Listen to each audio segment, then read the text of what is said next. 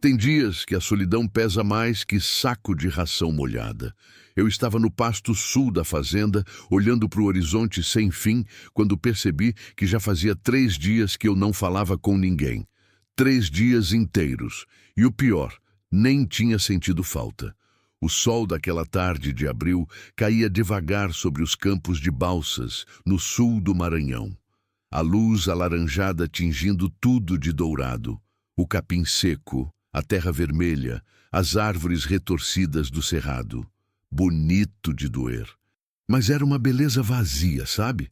Daquelas que machuca mais do que consola. Meu nome é Geraldo, Geraldo Tavares da Silva.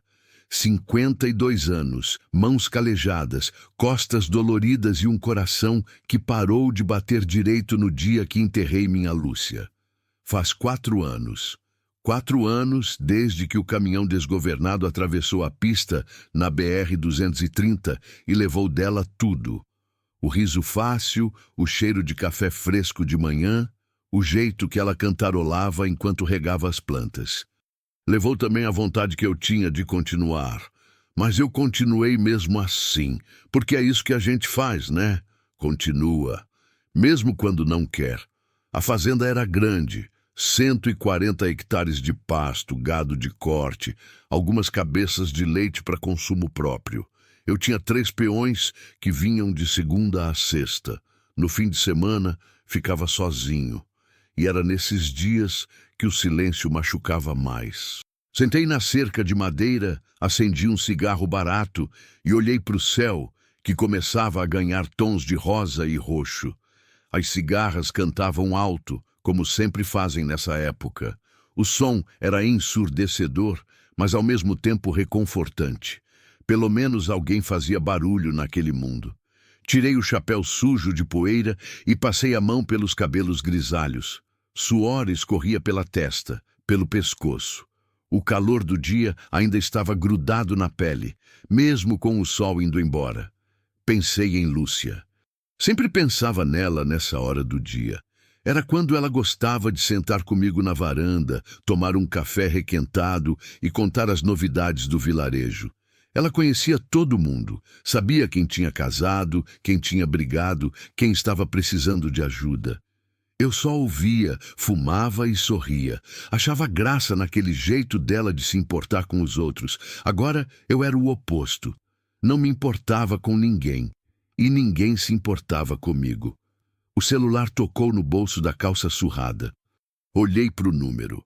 Era o Zé Antônio, dono do mercadinho da cidade. Deixei tocar até cair na caixa postal. Não estava com cabeça para conversa. Me levantei devagar, sentindo o joelho direito reclamar. Velho demais para ficar subindo e descendo de cerca. Joguei o resto do cigarro no chão e pisei em cima, apagando a brasa na terra seca. Foi quando ouvi o barulho. Um motor. Longe ainda, mas vindo na minha direção. Franzi a testa. Ninguém passava por aquela estrada de terra batida, a não ser eu ou os peões. E era sábado. Ninguém tinha motivo para estar ali. O barulho foi ficando mais alto. Um carro velho, pelo som do motor falhado. Caminhei até o portão da entrada da fazenda e esperei, com a mão na testa fazendo sombra para os olhos. Uma caminhonete vermelha apareceu no meio da poeira, velha, amassada, com a lataria comida de ferrugem. Diminuiu a velocidade quando me viu, mas não parou. Passou direto, levantando uma nuvem de terra que cobriu tudo. Tossi, abanando a mão na frente do rosto. Quando a poeira baixou, a caminhonete já estava longe, quase sumindo na curva. Mas algo tinha caído. Ali, no meio da estrada, uns 20 metros na minha frente, tinha uma mochila. Pequenininha, rosa desbotada, com desenhos de flores. Meu coração deu um pulo estranho no peito. Olhei para o lado que a caminhonete tinha ido. Já não dava mais para ver. Só poeira no ar, se dissolvendo devagar contra o céu rosa. Caminhei até a mochila. Peguei ela com cuidado, como se fosse explodir. Era leve, quase vazia. Abri o zíper devagar. Dentro tinha uma blusa de criança, suja e rasgada. uma garrafinha de água pela metade e um bilhete amassado escrito com letra trêmula, quase ilegível: "Perdoa a gente, não dá mais." Minha respiração travou.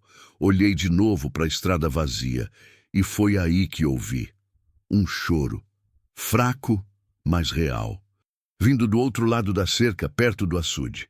Larguei a mochila no chão e corri. Corri mais rápido do que tinha corrido nos últimos 4 anos. O joelho doía, o peito ardia, mas eu não parava.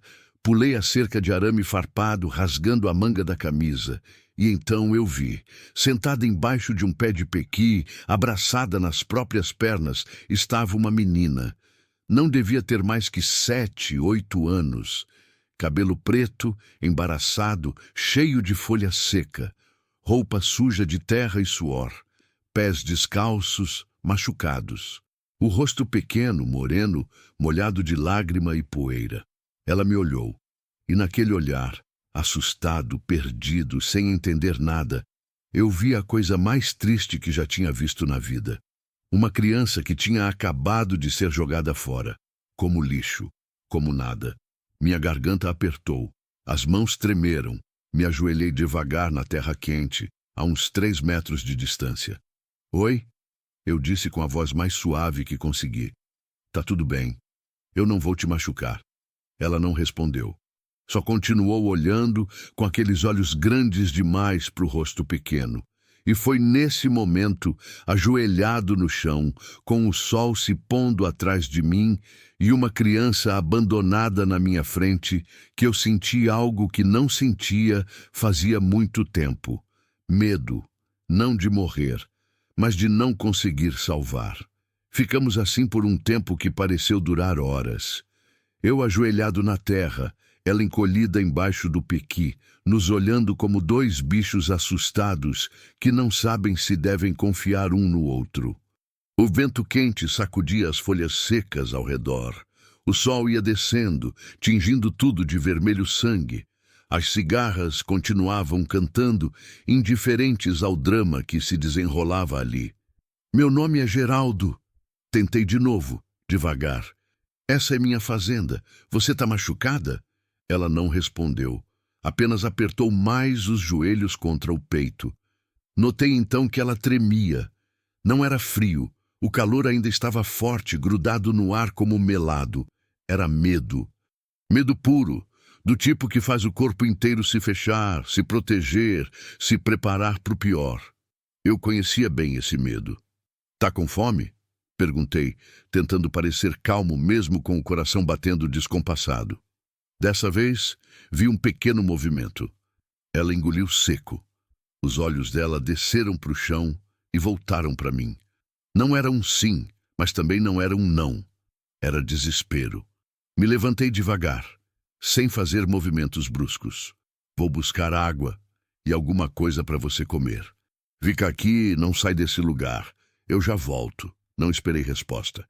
Virei as costas e voltei para casa, mas olhando para trás a cada 3 passos, com medo de que ela desaparecesse como fumaça.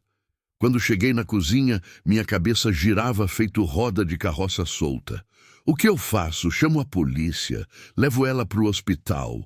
E se os pais voltarem procurando? E se for coisa mais grave, tráfico, sequestro, sei lá o quê? As mãos tremiam enquanto eu abria a geladeira. Peguei um pedaço de bolo de fubá que a Dona Maria, esposa do Zé Antônio, tinha trazido na semana passada. Coloquei num prato, peguei uma garrafa de água gelada, uma toalha limpa, parei na porta da cozinha. Olhei para o telefone fixo pendurado na parede.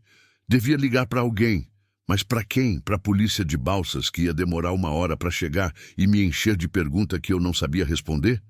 Para o conselho tutelar, que nem sei se funciona direito aqui? Para quem? Balancei a cabeça. Primeiro eu cuido dela, depois eu penso. Voltei para o pequizeiro quase correndo. Ela ainda estava lá. Graças a Deus. Me aproximei devagar com o prato na mão. "Olha", mostrei o bolo. "Não é grande coisa, mas mata a fome. E tem água gelada também." Coloquei o prato no chão, a uns 2 passos de distância dela. Abri a garrafa, deixei ao lado. Recuei. Ela me olhou. Olhou para o prato. Voltou a me olhar. Pode comer? Falei. É seu. Esperei. Demorou. Mas então, devagar, ela soltou os joelhos.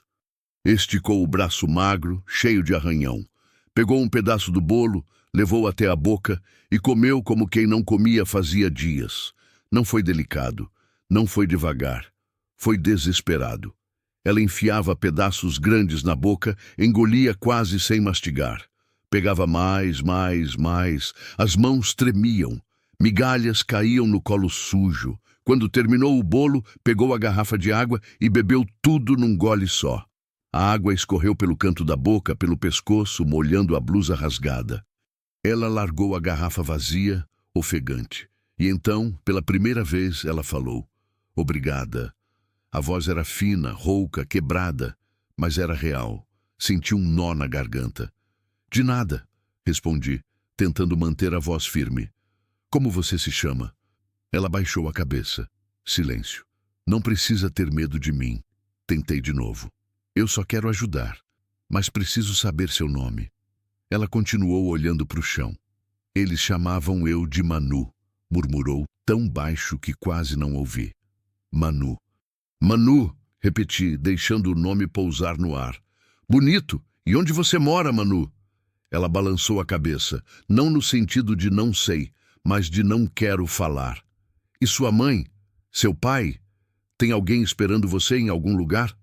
Dessa vez, a resposta veio rápida, cortante, cheia de uma dor que doeu até em mim. Ninguém está esperando eu. Ninguém nunca esperou. Meu peito apertou como se alguém tivesse socado. Me sentei no chão, ali mesmo, na terra quente. Manu, aquelas pessoas que te deixaram aqui, quem eram? Ela encolheu os ombros. Não sei. O homem disse que ia me levar para um lugar melhor.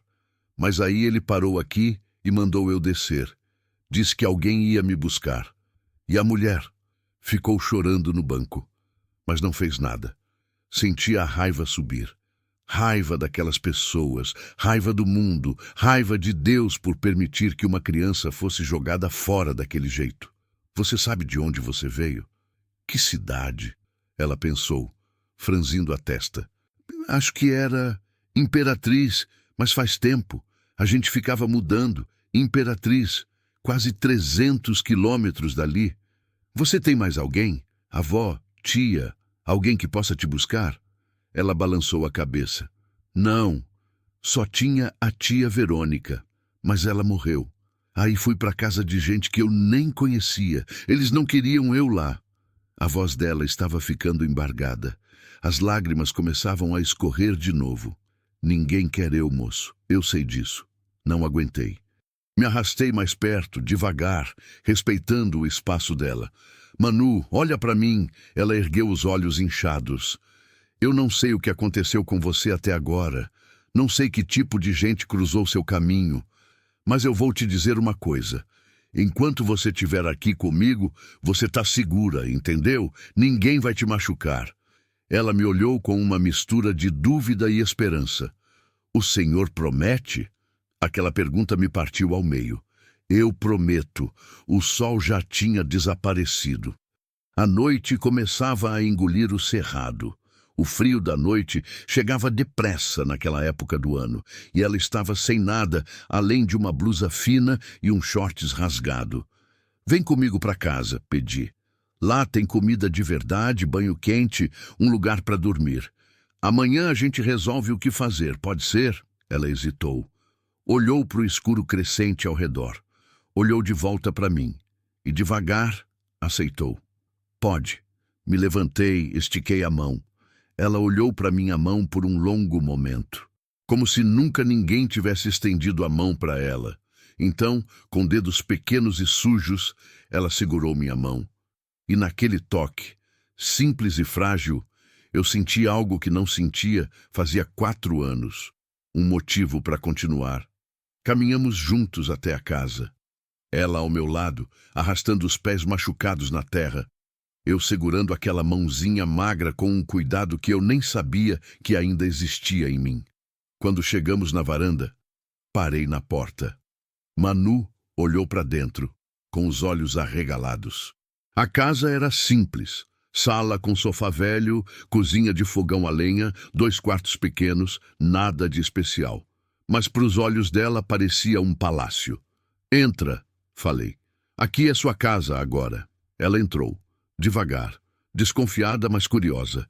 E quando ela pisou naquela sala, com os pés descalços no chão frio de cimento, eu soube que minha vida tinha acabado de mudar. Não sabia se para melhor ou para pior, mas sabia que a partir daquele momento eu não estava mais sozinho. Isso me apavorava tanto quanto me aquecia.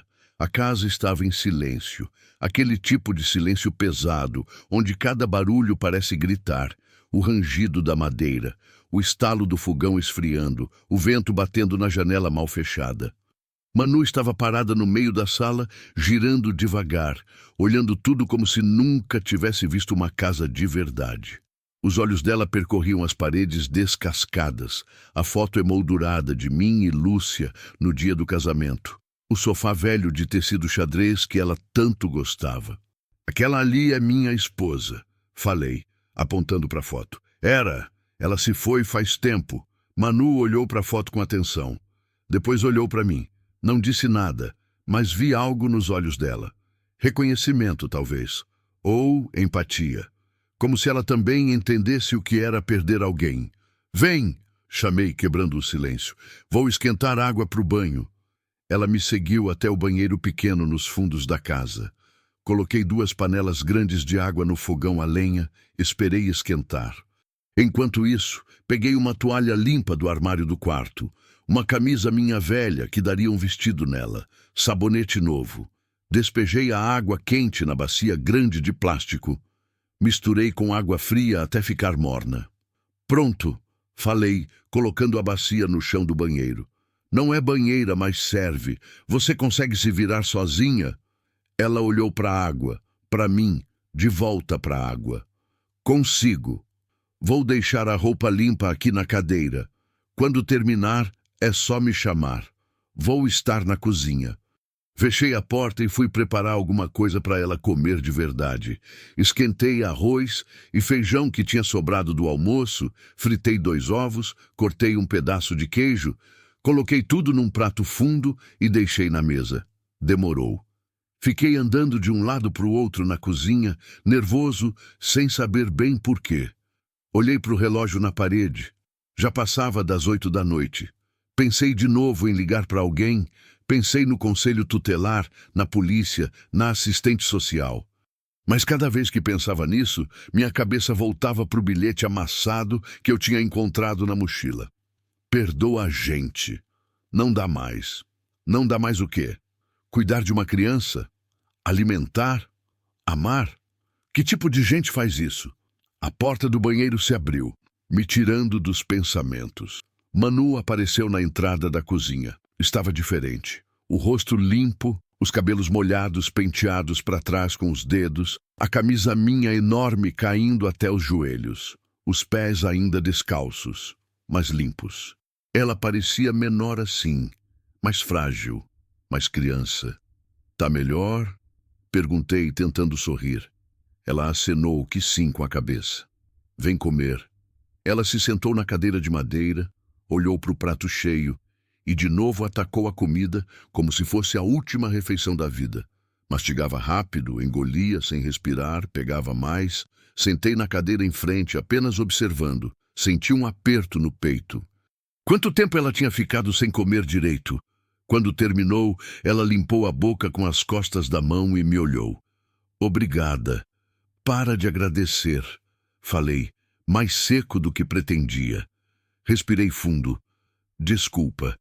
É que você não precisa agradecer por comida, nem por ter um lugar para dormir. Isso é o básico. Ninguém devia precisar agradecer por isso. Ela baixou os olhos. Na outra casa eu tinha que agradecer sempre. Se não agradecesse, não comia. Minha mão fechou num punho involuntário. Aqui não. Aqui você come quando tiver fome, dorme quando tiver sono, e ninguém vai te bater, te xingar ou te fazer mal. Combinado? Ela me olhou nos olhos procurando alguma mentira. Não achou. Combinado. Levantei e levei o prato até a pia. Lavei rápido, deixei secar no escorredor. Quando me virei, Manu tinha levantado também e estava parada perto da porta, abraçando o próprio corpo. Tá com frio? Um pouco. Vem, vou te mostrar onde você vai dormir. Levei ela até o quarto de hóspedes, que na verdade era um quartinho que Lúcia usava para guardar roupas velhas e coisas que a gente não usava mais. Tirei tudo de cima da cama de solteiro, sacudi o lençol, coloquei um cobertor por cima. Não é muito, mas é quentinho. Amanhã eu arrumo melhor. Manu sentou na beirada da cama, testando o colchão com a mão. Parecia admirada. É macio. É velho, mas segura o tranco. Fui até o armário, peguei um travesseiro que tinha cheiro de guardado. Sacudi e coloquei na cabeceira. Pronto, qualquer coisa é só me chamar. Eu durmo no quarto do lado. Ela não respondeu.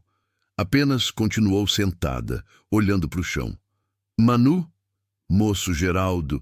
Pode me chamar só de Geraldo. Geraldo. Ela repetiu, testando o nome. Você vai me mandar embora amanhã? A pergunta me pegou de surpresa. Por que eu ia fazer isso? Porque todo mundo faz. Falam que vão cuidar, que vão ajudar, mas aí cansa e manda embora. Sentei na beirada da cama, ao lado dela, mantendo distância. Manu, eu não sei o que vai acontecer amanhã. Não sei o que a gente vai fazer. Mas eu te dou minha palavra. Enquanto você precisar de um lugar para ficar, você fica aqui. Eu não vou te jogar na rua. Nunca. Promete? Prometo. Ela soltou um suspiro longo, como se tivesse segurando o ar fazia tempo. Posso dormir agora? Pode. Dorme quanto quiser. Me levantei para sair, mas ela me chamou de novo. Geraldo? Oi? Você é gente boa. Aquelas 4 palavras simples doeram mais do que qualquer coisa que eu já tinha ouvido. Durma bem, Manu. Fechei a porta devagar e fui para o meu quarto.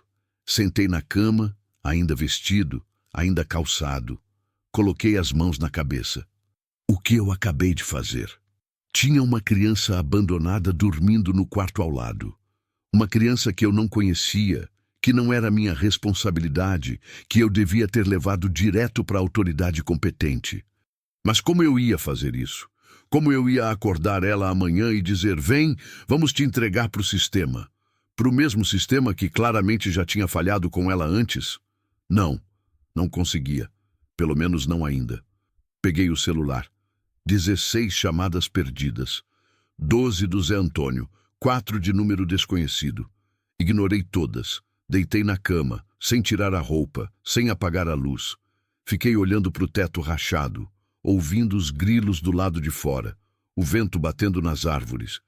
E então ouvi outro som. Baixinho, abafado. Choro, vindo do quarto ao lado. Me levantei devagar, fui até a porta do quartinho, encostei o ouvido. Manu estava chorando. Não era choro alto, escandaloso. Era choro contido, sufocado, o tipo de choro de quem aprendeu a chorar em silêncio para não incomodar ninguém. Bati de leve na porta. Manu, posso entrar? O choro parou. Silêncio. Pode. Abri a porta. Ela estava deitada, encolhida debaixo do cobertor, só a cabecinha de fora. Os olhos vermelhos brilhando na pouca luz que entrava do corredor. Tá com medo? Ela balançou a cabeça. Então por que tá chorando? Ela demorou para responder. Porque faz tempo que ninguém me tratava bem. E eu tenho medo de acordar e você ter sumido. Ou de eu ter sumido. Ou de tudo ter sido mentira. Meu coração se despedaçou. Entrei no quarto, sentei na beirada da cama. Olha para mim, Manu. Ela me olhou. Você não tá sonhando. Eu tô aqui. E vou estar aqui quando você acordar. Pode acreditar. Jura? Juro. Ela pareceu aceitar. Fechou os olhos, aconchegou mais o rosto no travesseiro. Geraldo? Você pode ficar até eu dormir? Algo dentro de mim se quebrou e se remontou ao mesmo tempo. Posso. Fiquei ali, sentado na beirada daquela cama velha, no meio de um quarto cheio de tralha, olhando uma menina que o mundo tinha jogado fora. e percebi que, pela primeira vez em 4 anos, eu não me sentia completamente sozinho. Não sabia se isso era bom ou ruim, mas era real. E naquele momento era o suficiente. Acordei com o som do galo cantando. A luz do sol já entrava pela fresta da janela, clara e forte. Olhei para o relógio. 6:30 da manhã. Tinha dormido na cadeira ao lado da cama de Manu, o corpo todo dolorido, o pescoço travado. Ela ainda dormia, encolhida, abraçada no travesseiro, a respiração lenta e profunda. Pela primeira vez desde que a vi, o rosto dela parecia em paz. Me levantei devagar, tentando não fazer barulho. Saí do quarto, fechei a porta com cuidado. A casa estava fria, o chão gelado nos pés descalços. Fui até a cozinha, acendi o fogão a lenha, coloquei água para ferver para o café. Enquanto esperava, olhei pela janela. O dia estava bonito, céu azul limpo, sem nuvem. O pasto verde amarelado se estendia até onde a vista alcançava. As vacas pastavam tranquilas perto do açude. Tudo normal, tudo igual. Mas nada era igual. Tinha uma criança dormindo no quarto dos fundos. Uma criança que eu tinha prometido proteger sem saber como, sem saber por quanto tempo, sem saber o que viria depois. O café começou a subir. O cheiro forte encheu a cozinha. Servi uma caneca grande, fumegante, e sentei na mesa de madeira. Peguei o celular. 23 chamadas perdidas agora. Zé Antônio não desistia fácil. Digitei uma mensagem rápida. Tô bem, só precisando de um tempo sozinho. Não se preocupa. Enviei. 3 segundos depois, o celular tocou. Zé Antônio. Atendi sabendo que não tinha escapatória. Geraldo, que susto, rapaz. Pensei que tinha acontecido alguma coisa. Calma, Zé. Tô vivo. Só tava ocupado. Ocupado com o quê, homem? Você nunca fica ocupado. Silêncio do meu lado. Geraldo? Olha, Zé, aconteceu uma coisa aqui ontem. Uma coisa complicada. Que tipo de coisa? Respirei fundo. Encontrei uma menina. Abandonada na estrada. Jogaram ela aqui perto da fazenda. Silêncio do lado dele agora. Longo. Nandi, como assim abandonada? Abandonada, Zé. Largaram ela aqui e foram embora. Ela tinha uma mochila com um bilhete. Nada mais. Meu Deus do céu. E cadê ela agora? Tá aqui, dormindo. Geraldo, você ligou para a polícia? Não. Como não? Homem, você tem que ligar. Isso é caso de polícia. Eu sei disso, Zé, mas não é tão simples. Como não é simples? A menina foi abandonada. Tem que denunciar, tem que achar quem fez isso. E aí, vão levar ela pro abrigo? Pro mesmo sistema que deixou ela chegar nesse ponto? Geraldo, você não pode ficar com ela. Não é assim que funciona. Eu sei como funciona, Zé, mas eu não vou entregar essa menina para ser jogada de um lado pro outro de novo. Não vou. O silêncio voltou, mais pesado dessa vez. Você tá falando sério? Tô. Geraldo, você nem conhece ela, não sabe nada sobre ela. Pode ser perigoso. Perigoso? Zé, ela tem 8 anos, tá machucada, com fome e assustada. O que tem de perigoso nisso? Não é isso. É que você já pensou na confusão que pode dar? E se os pais dela voltarem? E se for tráfico de criança? E se eu não fizer nada e ela morrer na rua? Cortei mais alto do que devia. Respirei fundo. Desculpa, eu só preciso de um tempo para pensar. Zé suspirou do outro lado da linha. Tá bem, mas pelo menos deixa a Maria levar umas roupas para a menina. E comida. A gente ajuda no que puder. Obrigado, Zé. Só não faz besteira, ouviu? Vou tentar. Desliguei. Fiquei olhando para o celular na mão, a cabeça girando. Zé tinha razão. Eu devia ligar para a polícia, fazer as coisas do jeito certo. Mas o jeito certo nunca tinha funcionado para Manu até agora. E eu não ia ser mais um adulto que desistia dela. Bom dia. Levei um susto. Virei rápido. Manu estava na porta da cozinha descabelada, com a camisa enorme arrastando no chão. Os olhos ainda inchados de sono. Bom dia, respondi, me recompondo. Dormiu bem? Dormi. Você ficou lá o tempo todo? Fiquei. Ela sorriu. Foi um sorriso pequeno, tímido, mas real. Tá com fome? Tô. Então vem, vou fazer café para nós dois. Ela se sentou na mesa enquanto eu preparava pão com manteiga, leite quente, ovos mexidos. Coloquei tudo na frente dela e sentei do outro lado. Ela comeu devagar dessa vez. Não tinha mais aquele desespero de ontem.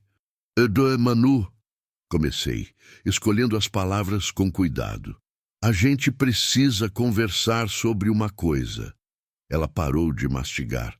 Me olhou com aqueles olhos grandes, já esperando o pior. Eu preciso saber mais sobre você. De onde você veio? Quem cuidava de você?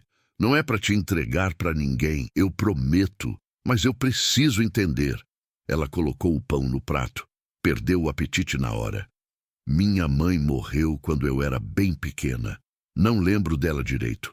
Meu pai eu nunca conheci. A tia Verônica me criou. Ela era irmã da minha mãe. E o que aconteceu com ela? Ficou doente. Câncer, acho. Morreu faz uns 2 anos. E depois? Manu engoliu seco. Os olhos começaram a brilhar. Fui para casa de uma prima da tia Verônica, a Edilene, mas ela não queria eu lá. Dizia que eu dava despesa, que comia demais, que atrapalhava. O marido dela era pior. Gritava muito, às vezes batia. Minha mão apertou a caneca de café com força. Batia em você? Às vezes. Quando eu fazia coisa errada, ou quando ele estava bêbado. Fechei os olhos, respirei fundo para não explodir. Quanto tempo você ficou com eles? Mais de 1 ano. Aí a Edilene disse que não dava mais, que eu tinha que ir embora. Aí ela me levou para casa de um casal que eu nem conhecia. Disseram que iam cuidar de mim, mas também não cuidaram. Só me davam comida quando sobrava. Me botavam para dormir num colchão na sala. E aí ontem eles me colocaram no carro e me trouxeram para cá. Jogaram você fora. Ela acenou que sim. Uma lágrima desceu, rápida. Eu só queria que alguém gostasse de mim, sabe? Só isso. Não aguentei. Me levantei, rodeei a mesa e me ajoelhei na frente dela. Segurei as mãozinhas frias nas minhas. Manu, escuta o que eu vou te dizer. Nada do que aconteceu com você foi culpa sua. Você não é um peso. Você não é um problema. Você é uma criança que merece ser amada, cuidada e protegida. E as pessoas que fizeram isso com você, elas é que estão erradas. Não você, nunca você. Ela me olhou nos olhos, procurando mentira, procurando a pegadinha, mas não encontrou nada além de verdade. E então ela desabou. Chorou como não tinha chorado ontem. Chorou alto, desesperado, como se finalmente tivesse permissão para sentir tudo que tinha guardado. Puxei ela num abraço. Ela se agarrou em mim, enterrou o rosto no meu ombro e soluçou até não ter mais força. Segurei ela ali, firme, deixando ela chorar tudo que precisava chorar. Não disse nada, só segurei. Porque às vezes as palavras não servem para nada. Às vezes, tudo que a gente pode fazer é segurar alguém e mostrar que ela não está sozinha. Quando ela finalmente se acalmou, afastei um pouco para olhar para ela. Melhor? Ela acenou que sim, limpando o rosto com as costas da mão. Agora me escuta bem. Você vai ficar aqui comigo por enquanto. Vamos ver como a gente resolve essa situação. Mas não vou te entregar para qualquer um. Não vou deixar mais ninguém te machucar. Tá entendendo? Tá. Mas e se eles voltarem? Aquele casal? Se voltarem, vão ter que passar por cima de mim primeiro.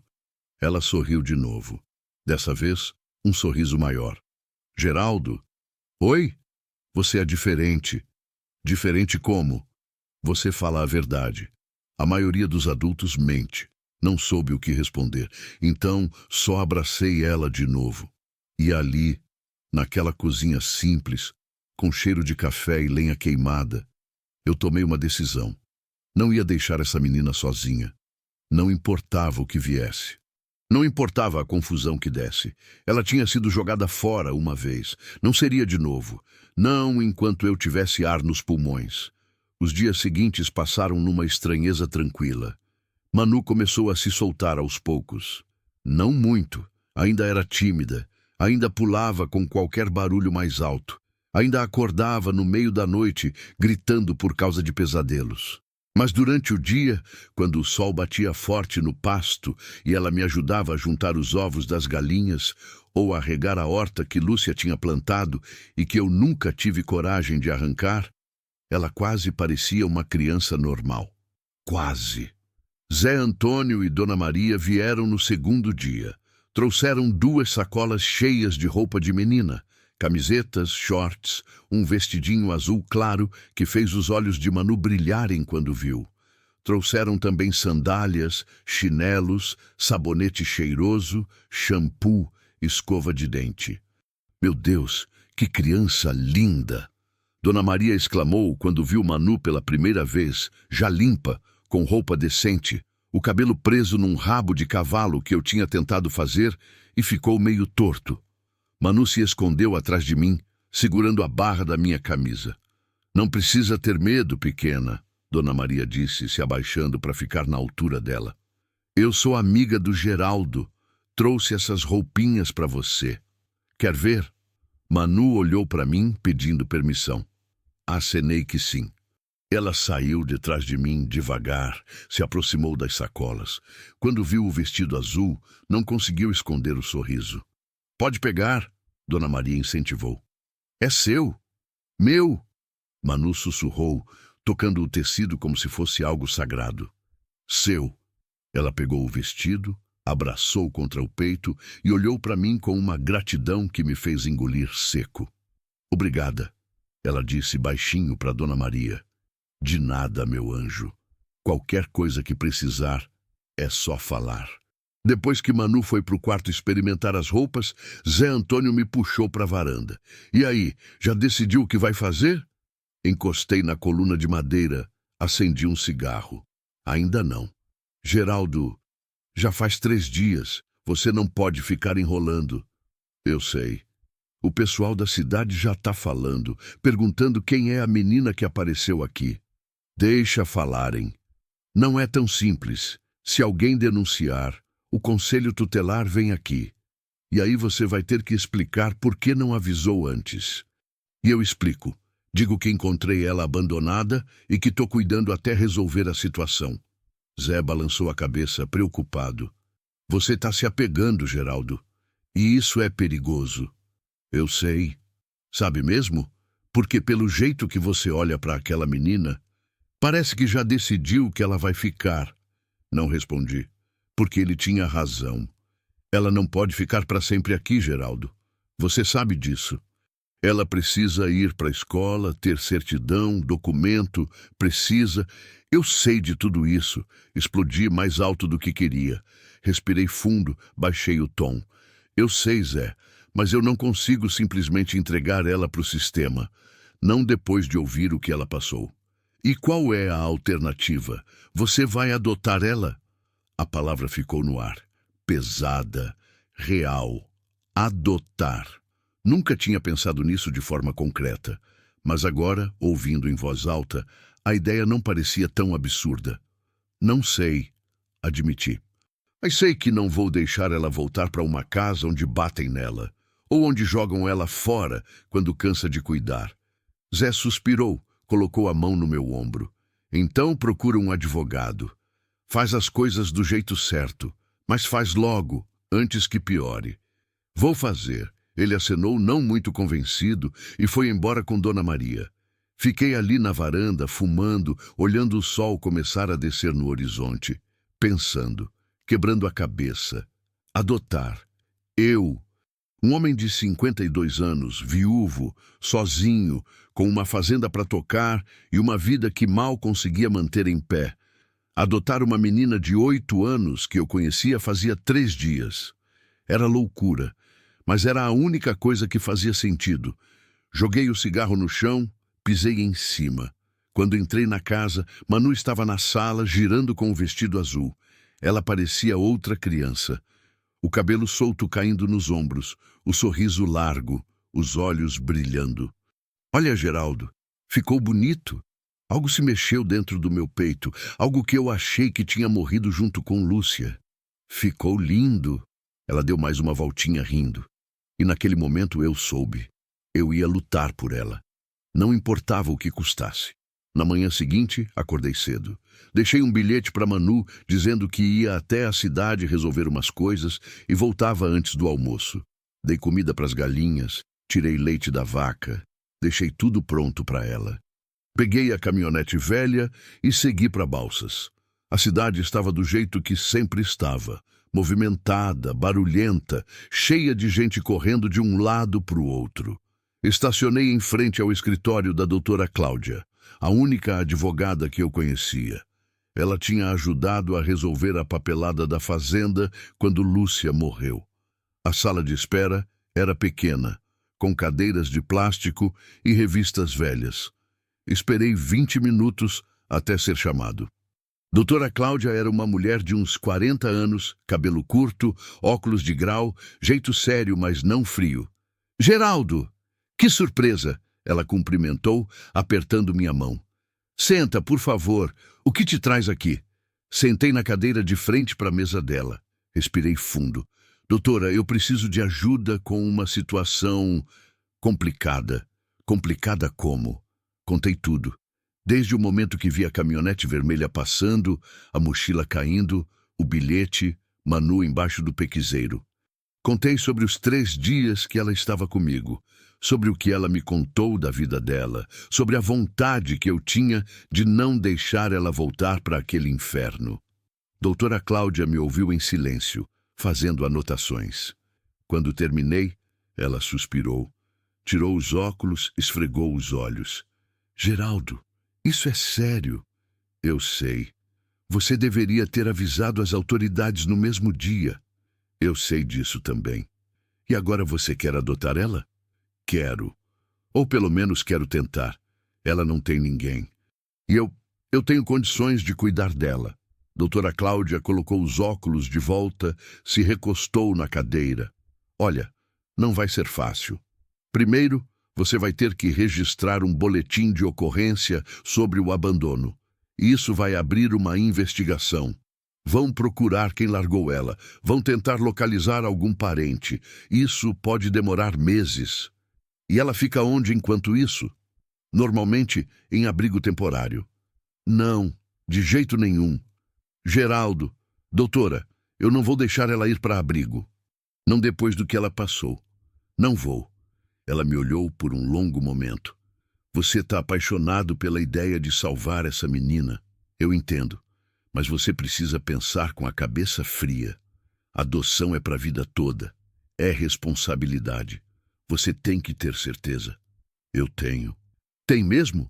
Você conhece ela faz 3 dias, Geraldo." "Eu sei. Mas eu também sei que quando olho para ela, eu vejo alguém que precisa de mim. E faz 4 anos que ninguém precisa de mim. Então, sim, eu tenho certeza." O silêncio pesou. Doutora Cláudia suspirou de novo. "Tá bem, vou ver o que posso fazer, mas você vai ter que colaborar, fazer tudo certinho, sem esconder nada, entendeu?" "Entendi." "Então vamos começar agora. Vou te acompanhar até a delegacia. Você vai registrar o BO, vai contar tudo o que aconteceu. Depois, vamos até o conselho tutelar. Vou tentar argumentar que a menina pode ficar sob sua guarda provisória enquanto corre o processo. Não garanto nada, mas vou tentar." "Obrigado, doutora." "Só mais uma coisa, Geraldo. Diga, se você está fazendo isso por culpa, por solidão, ou para tentar preencher o vazio que sua esposa deixou, não faça, porque não vai funcionar. E quem vai se machucar no final é a menina." Olhei nos olhos dela. "Eu estou fazendo porque é o certo, porque ninguém mais vai fazer e porque pela primeira vez em 4 anos eu acordei de manhã e tinha um motivo para sair da cama." Ela acenou, satisfeita com a resposta. "Então vamos." Passamos a tarde toda indo de um lugar para o outro. Delegacia, conselho tutelar, fórum, papelada, depoimento, mais papelada. Expliquei a mesma história umas 10 vezes. Mostraram foto de Manu para eu confirmar se era ela. Perguntaram se eu tinha vínculo anterior com a criança. Perguntaram se eu tinha antecedentes criminais. Perguntaram tudo. No conselho tutelar, uma assistente social chamada Joelma, mulher de uns 50 anos com cara de quem já tinha visto de tudo, me olhou com desconfiança. O senhor entende que é irregular uma criança ficar na casa de um estranho sem autorização judicial, né? Entendo, mas eu não ia deixar ela na rua. O senhor podia ter trazido ela direto para cá. Podia, mas não trouxe. Por quê? Porque ela já foi jogada de um lugar para o outro a vida inteira. Eu não ia fazer isso de novo. Joelma trocou um olhar com doutora Cláudia. Doutora, o senhor Geraldo tem condições de ficar com a guarda provisória? Tem. Ele é proprietário de uma fazenda, tem renda estável, casa própria, sem antecedentes. E, mais importante, a criança se sente segura com ele. A gente vai ter que fazer uma visita para avaliar as condições da casa. E a menina vai precisar passar por atendimento psicológico. Sem problema, eu disse. Podem ir quando quiserem. Joelma anotou mais algumas coisas, suspirou. Tá bem. Vou autorizar a guarda provisória por 30 dias enquanto a gente investiga o caso. Mas o senhor vai ter que trazer a menina aqui semana que vem para ela ser entrevistada. E se a gente achar algum parente dela, ela vai ter que ir. Entendo. E outra coisa, a menina precisa ser matriculada numa escola o quanto antes. Vou providenciar.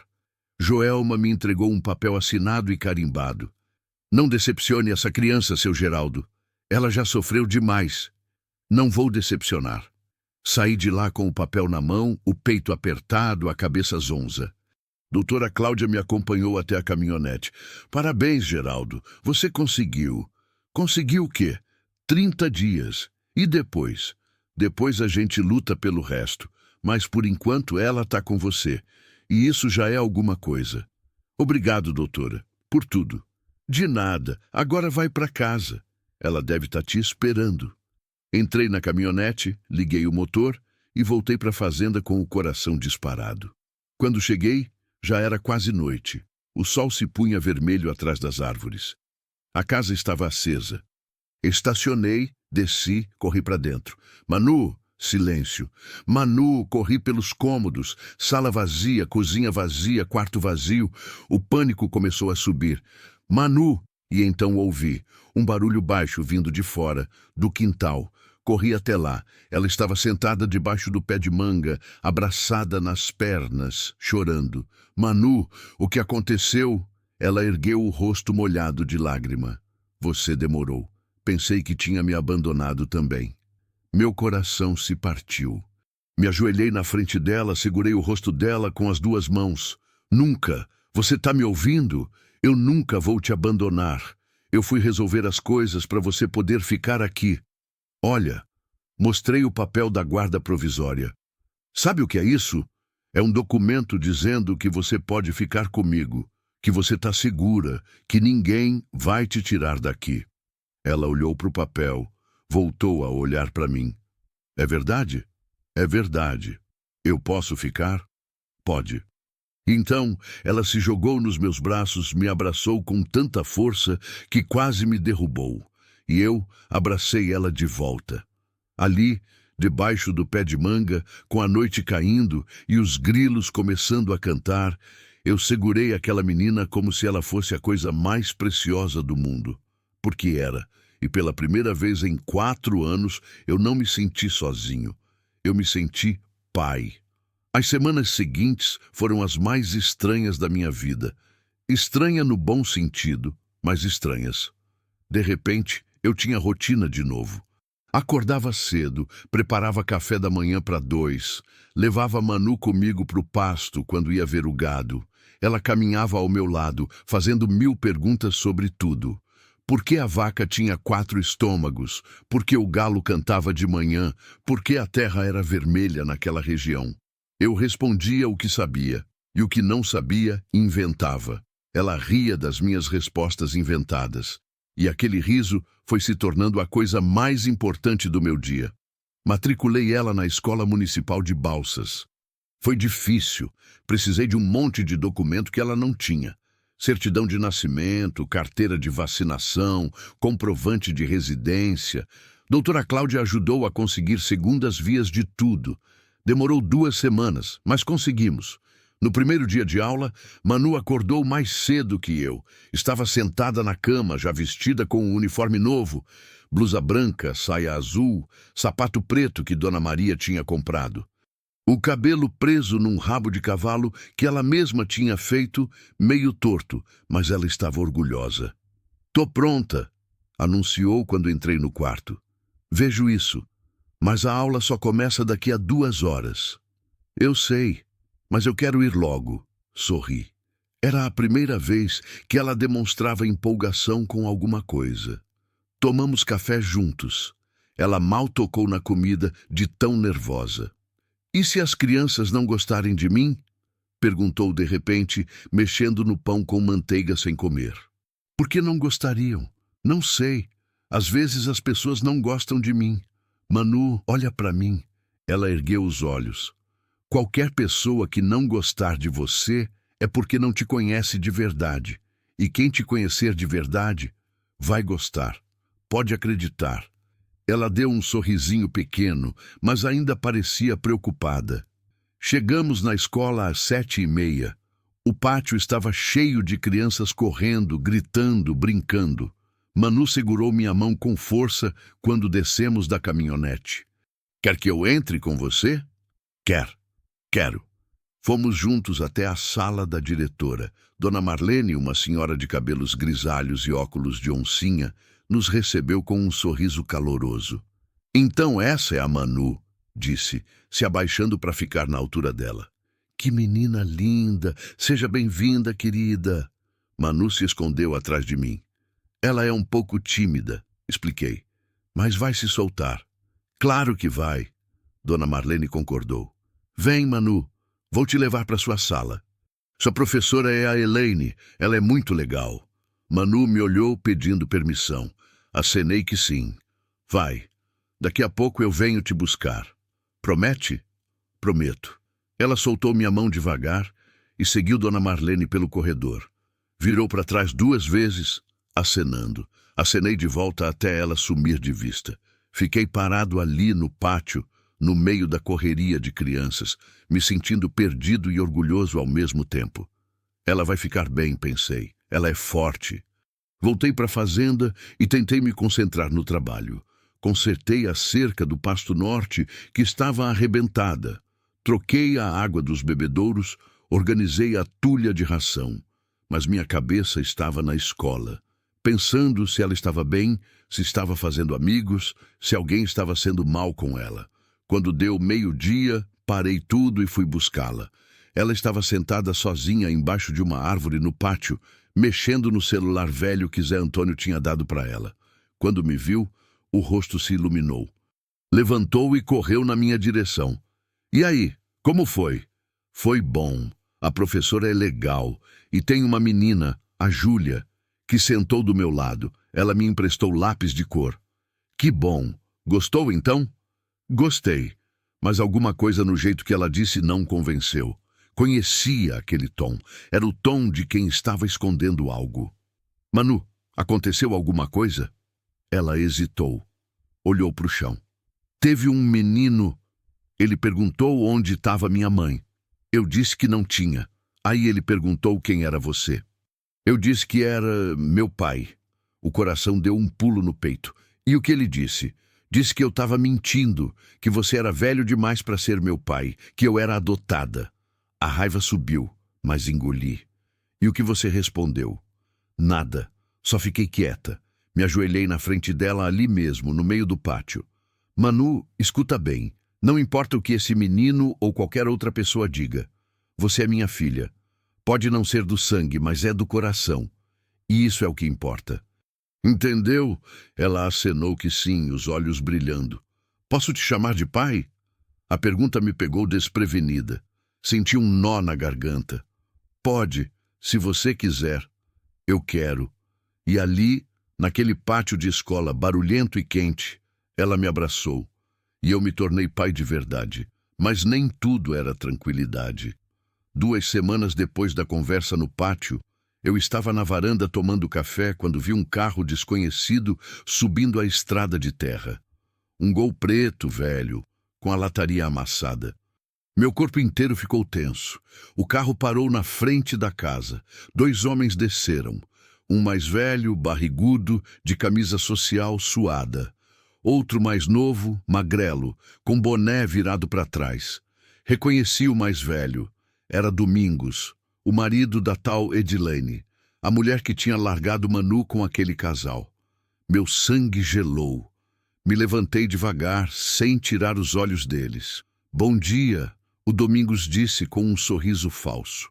O senhor é o Geraldo? Sou. E vocês? Meu nome é Domingos. Essa aqui é minha propriedade também, ou eu estou enganado? Tá enganado. Essa aqui é minha propriedade. Ah, desculpa. É que eu vim buscar uma coisa que me pertence. O sangue ferveu nas veias. Não sei do que você está falando. Acho que sabe sim. Uma menina, a Manu. Ela tá aqui, não tá? E se tiver? Então eu vim buscar ela. É minha responsabilidade. Desci os degraus da varanda devagar, parando a 1 metro de distância dele. Sua responsabilidade? Você batia nela, deixava ela passar fome. E no final, jogou ela fora como lixo. Que tipo de responsabilidade é essa? O rosto dele endureceu. Olha aqui, eu não sei o que essa menina inventou, mas ela não inventou nada. Eu vi o estado que ela chegou aqui. Machucada, com fome, apavorada. Por causa de gente como você. Você não sabe de nada. A Edilene tentou cuidar dela, mas a menina era difícil. Não obedecia, dava trabalho. Ela é uma criança. E mesmo assim, ela ainda é minha responsabilidade legal. Então, ou você entrega ela agora, ou eu chamo a polícia. Chama, eu espero. Domingos ficou vermelho. O outro homem, o mais novo, deu um passo para frente, mas Domingos segurou ele pelo braço. Você não sabe com quem está lidando, Domingos rosnou. Eu conheço gente. Posso fazer sua vida virar um inferno. Minha vida já é um inferno faz 4 anos. Não tenho mais nada a perder. Mas você tem. Porque se você não sair da minha propriedade agora, eu chamo a polícia e conto tudo que você fez com aquela menina. E aí você vai responder por maus tratos, abandono de incapaz e tudo mais que o delegado quiser inventar. O silêncio pesou. Domingos me encarou. Eu encarei de volta sem piscar. Finalmente, ele cuspiu no chão, virou as costas.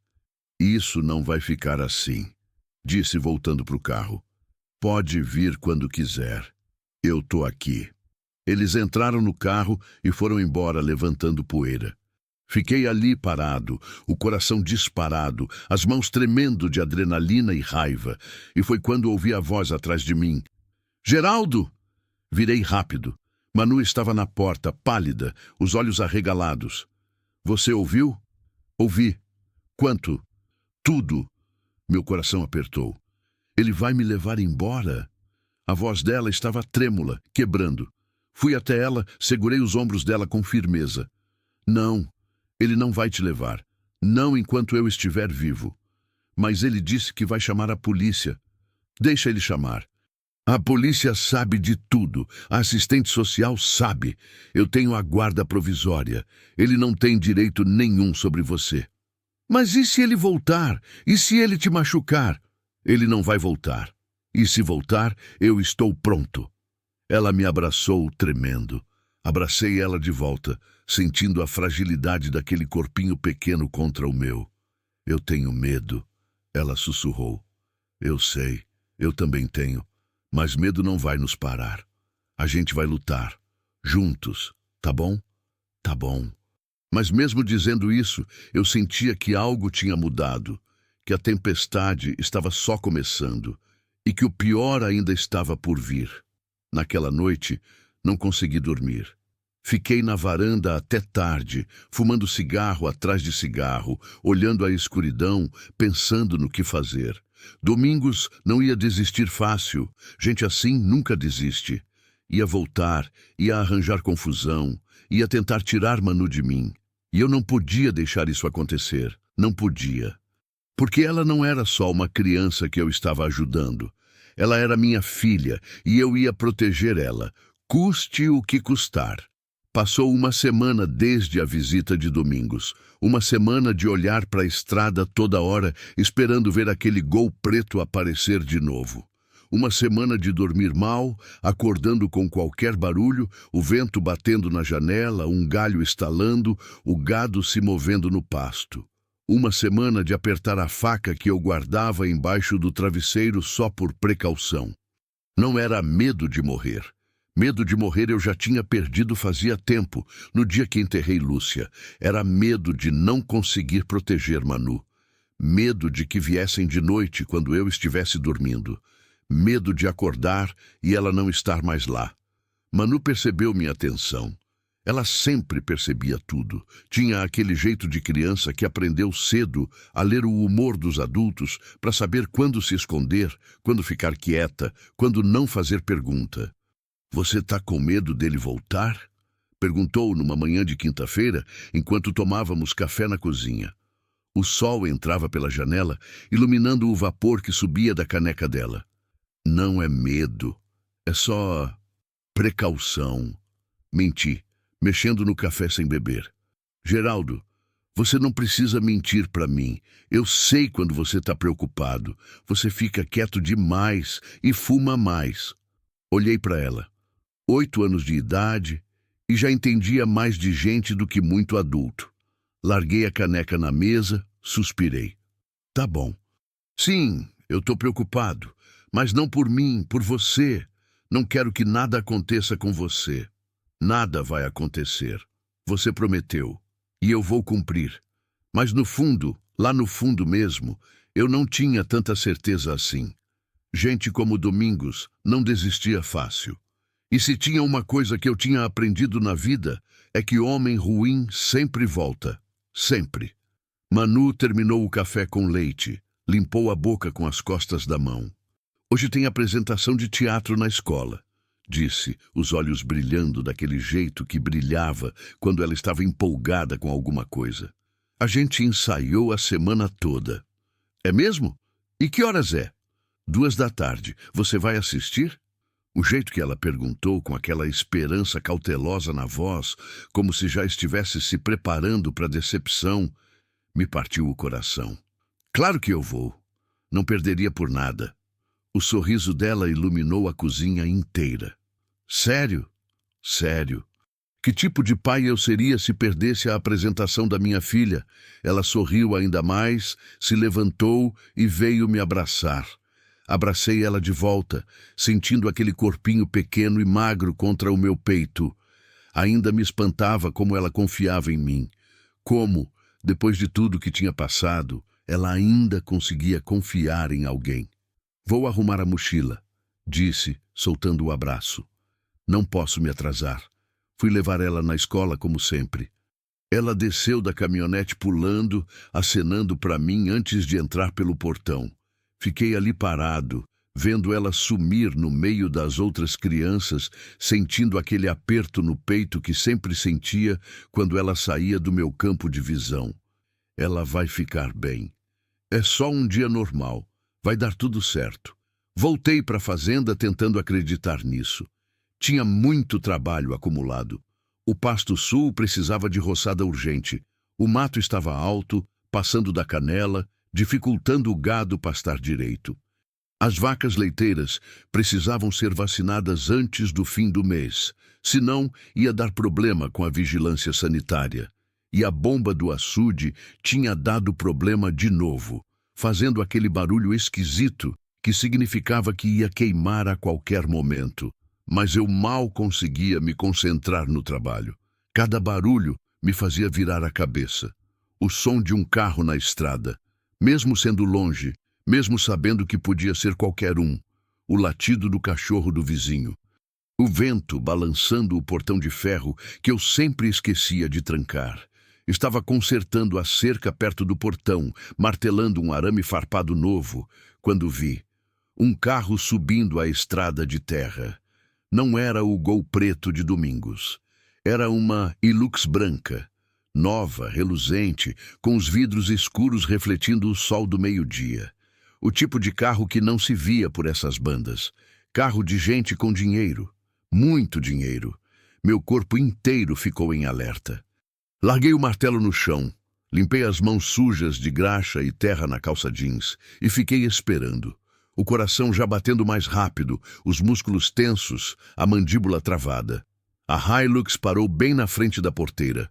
O motor ficou ligado por uns segundos, como se quem tivesse dentro estivesse me avaliando, decidindo a melhor forma de abordar. Então o motor desligou. A porta do motorista se abriu devagar. Desceu um homem alto. Devia ter perto de 1,90 de altura. Óculos escuros espelhados, camisa social branca impecável, tão branca que doía nos olhos, calça jeans escura, cinto de couro legítimo com fivela prateada grande demais. Sapato social marrom, brilhando, cabelo bem cortado, gel segurando cada fio no lugar. Perfume forte que dava para sentir de longe, mesmo com o vento contrário. Não era o tipo de homem que aparecia numa fazenda no meio do nada para pedir informação. E atrás dele desceram mais dois. Homens grandes, largos, com cara de poucos amigos e braços grossos demais para serem só de academia. O tipo de gente que a gente chama de segurança, mas que na verdade serve para intimidar. Seguranças. Capangas. Meu estômago virou. "Bom dia!" O homem de óculos escuros disse, com um sorriso que não chegava nem perto dos olhos. A voz era suave, educada, mas tinha alguma coisa por baixo. Alguma coisa fria, perigosa. "Bom dia", respondi, mantendo a voz firme mesmo com o coração querendo sair pela boca. "Posso ajudar?" "Espero que sim. O senhor é Geraldo Tavares?" "Sou. E o senhor é?" Ele tirou os óculos escuros devagar, dobrando as hastes com cuidado, colocando no bolso da camisa. Os olhos dele eram claros, azul acinzentados, frios como gelo. "Meu nome é Quirino Ribeiro." O mundo parou. Quirino Ribeiro. O nome que todo mundo na região conhecia. O dono da fazenda Ribeirão Verde, a maior propriedade do sul do Maranhão, com mais de 5.000 hectares de pasto, milhares de cabeças de gado, influência política que chegava até Brasília. O homem que tinha 3 vereadores no bolso, um juiz como amigo pessoal e a fama de nunca perder uma disputa. O homem que, quando queria alguma coisa, conseguia, sempre. E agora ele estava na minha frente, por causa de Manu. Tudo fez sentido de uma vez só. Domingos não tinha voltado sozinho na semana passada porque estava tramando algo maior. Ele tinha ido chorar para o primo rico. E agora o primo rico tinha vindo resolver o problema pessoalmente. Engoli seco, mas não desviei o olhar. "O que o senhor quer aqui, seu Quirino?" Ele deu um sorriso pequeno, apreciando o fato de eu conhecer o nome dele. "Vim conversar, civilizadamente, homem a homem. Posso entrar?" Olhei para ele, para os 2 grandalhões atrás, para a Hilux reluzente. "Depende do assunto." "É sobre a menina." Cerrei os dentes tão forte que a mandíbula doeu. "Não tem nada para conversar sobre ela." Quirino suspirou, como se estivesse lidando com uma criança teimosa. "Geraldo, posso te chamar de Geraldo?" Não esperou resposta. "Olha, eu entendo sua posição. Você é um homem de bem. Encontrou uma criança abandonada, quis ajudar. Isso é louvável. Realmente é. Mas agora a situação se complicou. E eu vim aqui para resolver isso de um jeito que seja bom para todo mundo." "Bom para todo mundo ou bom para você?" O sorriso dele vacilou por meio segundo, mas voltou, ainda mais frio. "Vejo que o senhor é esperto. Gosto disso. Homem esperto a gente consegue conversar. Então vamos conversar como homens de negócio. O que acha?" "Eu não sou homem de negócio. Sou fazendeiro.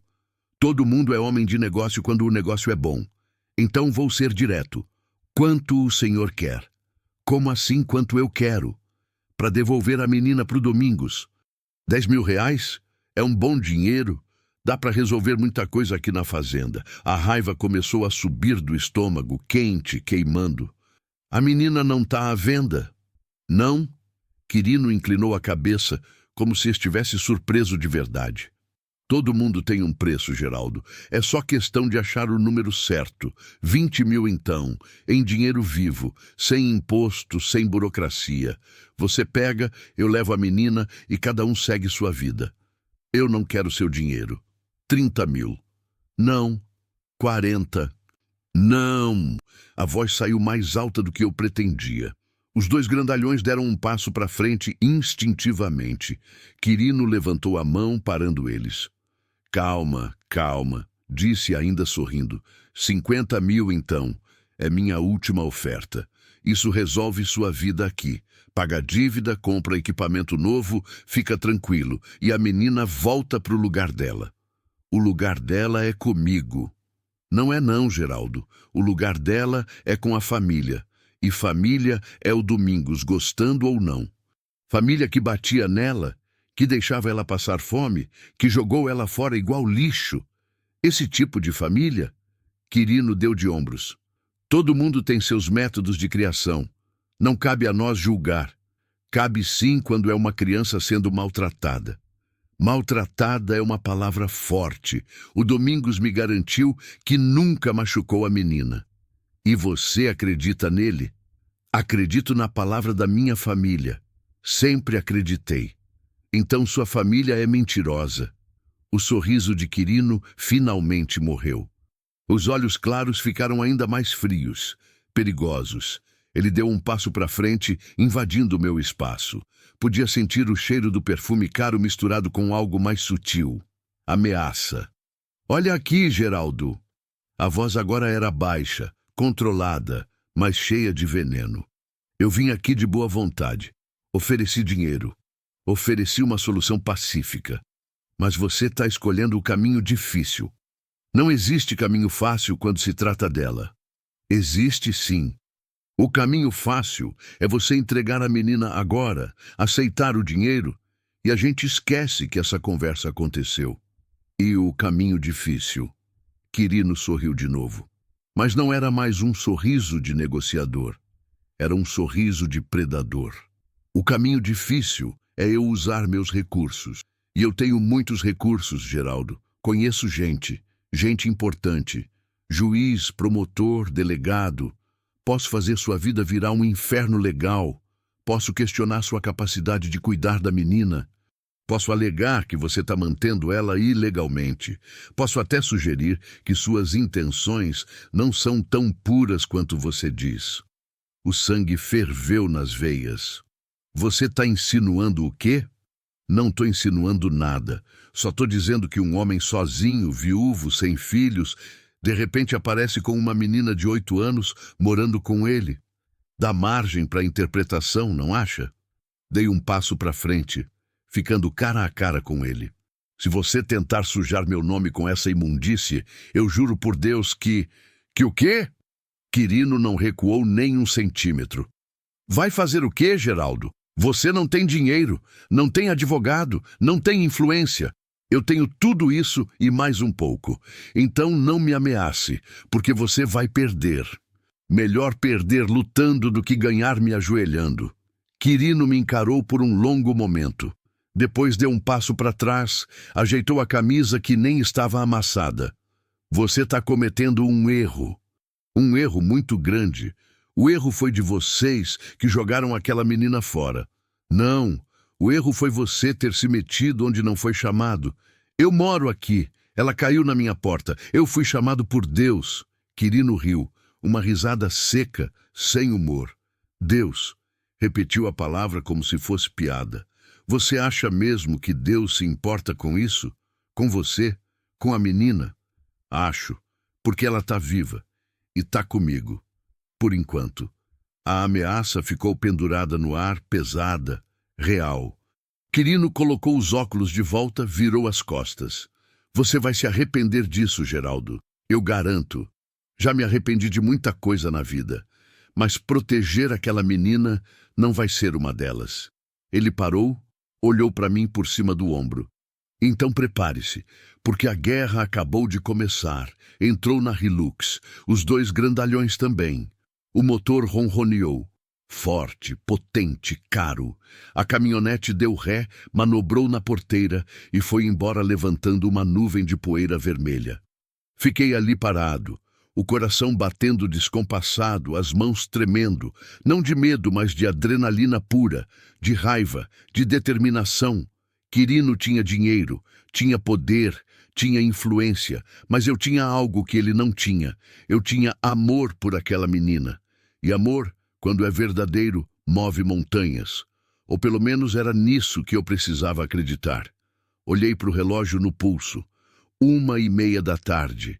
Manu, a apresentação.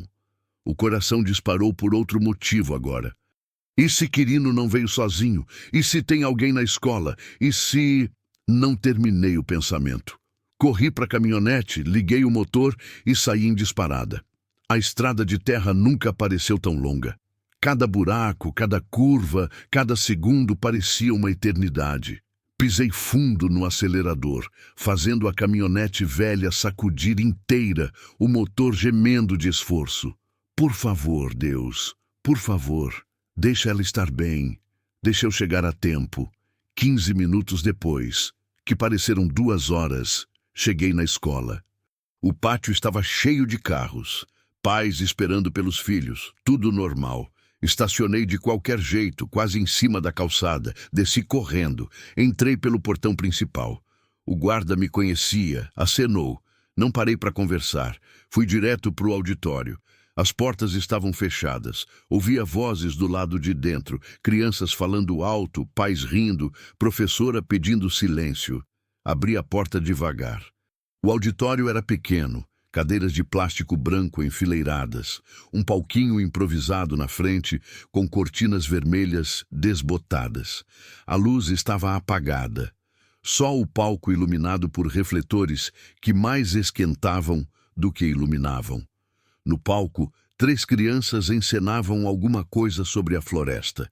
Tinha uma menina vestida de árvore, um menino de macaco, outro de tucano. Todos falando as falas decoradas, alguns esquecendo, outros rindo nervoso. E no canto do palco, esperando a vez de entrar, estava Manu. Ela vestia uma roupinha de borboleta que alguém tinha improvisado com papel crepom e arame.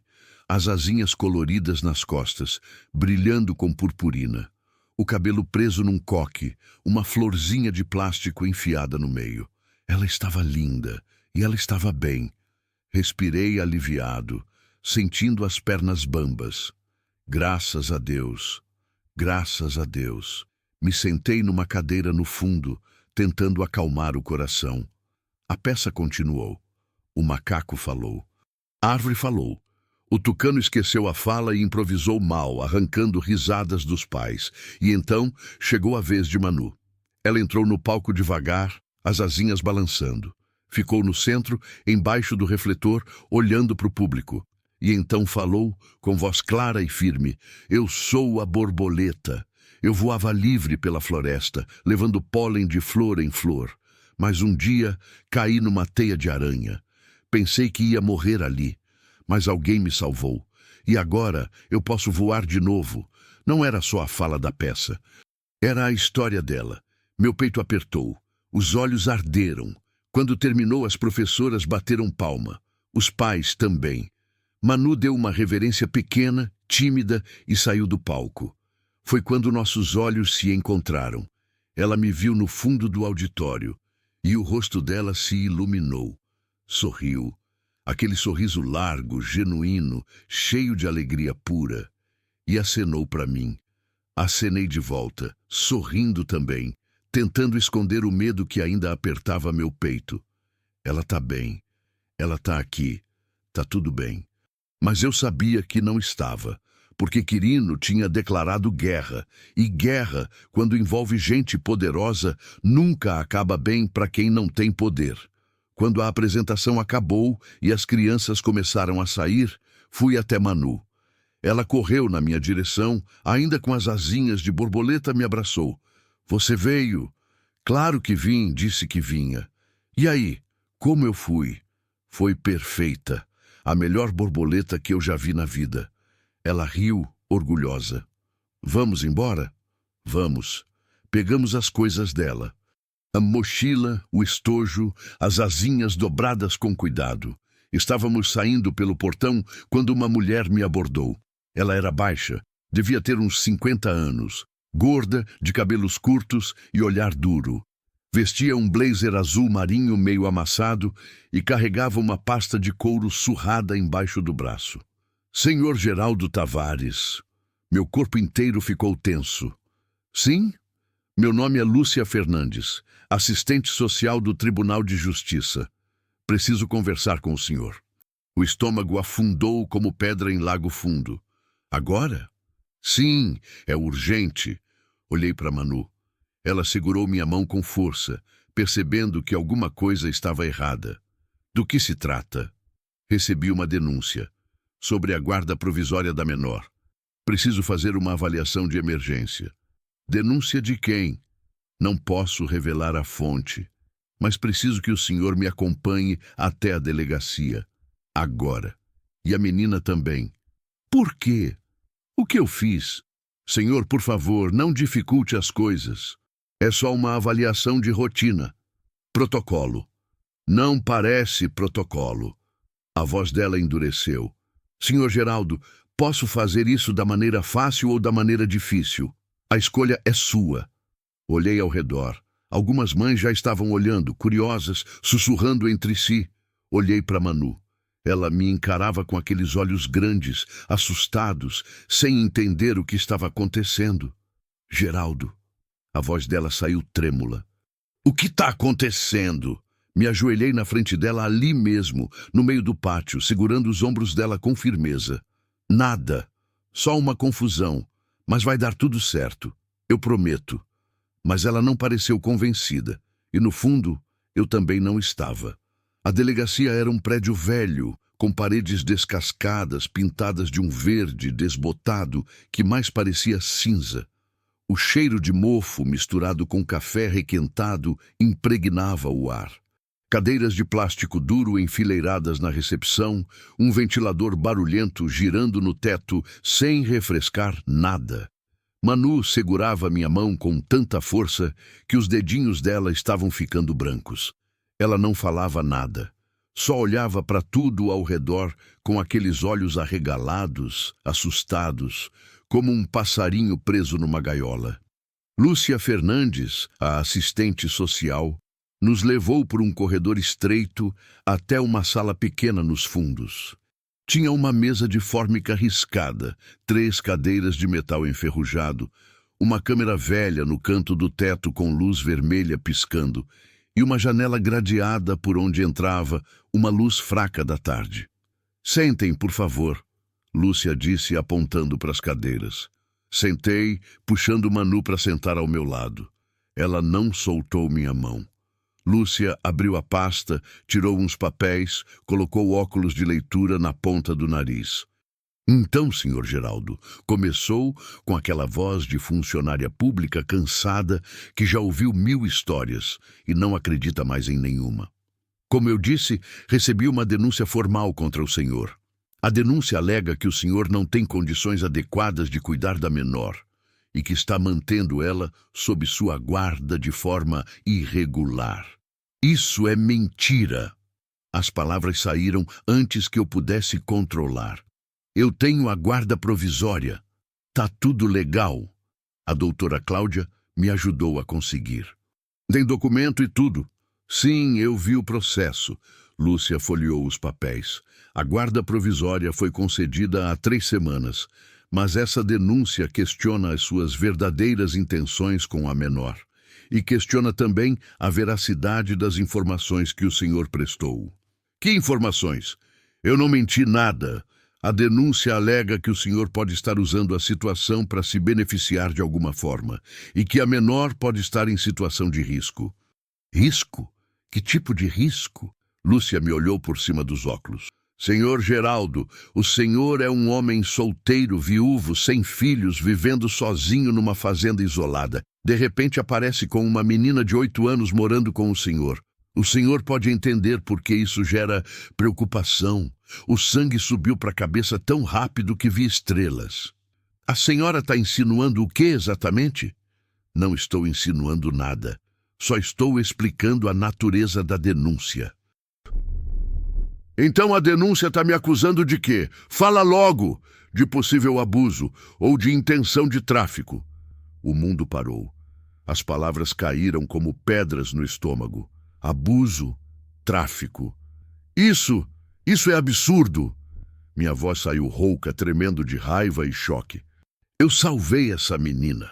Ela estava jogada na estrada como lixo. Eu cuidei dela, alimentei, vesti, coloquei na escola. Como alguém pode me acusar disso? Senhor Geraldo, por favor, se acalme. Como vou me acalmar? Vocês estão me acusando de coisas horríveis. Quem fez essa denúncia? Foi o Quirino, não foi? Ou o Domingos? Eles vieram aqui hoje me ameaçar. Não posso revelar a fonte da denúncia. Claro que pode. Tenho o direito de saber quem está me acusando. O senhor tem direitos, sim. Mas neste momento, minha prioridade é garantir a segurança da menor. Ela está segura comigo. Lúcia suspirou, tirou os óculos, esfregou os olhos cansados. Senhor Geraldo, eu entendo sua revolta, mas preciso seguir o protocolo. E o protocolo, nesses casos, exige que a criança seja removida temporariamente até que a situação seja esclarecida. O chão sumiu debaixo dos meus pés. Removida? Como assim removida? A menor precisa ir para um abrigo temporário, só até a investigação ser concluída. Não! A voz saiu num grito. Vocês não vão tirar ela de mim. Senhor, não é uma escolha, é uma ordem judicial. Que ordem judicial? Não vi ordem nenhuma. Lúcia pegou o outro papel da pasta, mostrou. Tinha carimbos, assinaturas, o brasão do tribunal. Estava tudo ali, em letras miúdas e frias.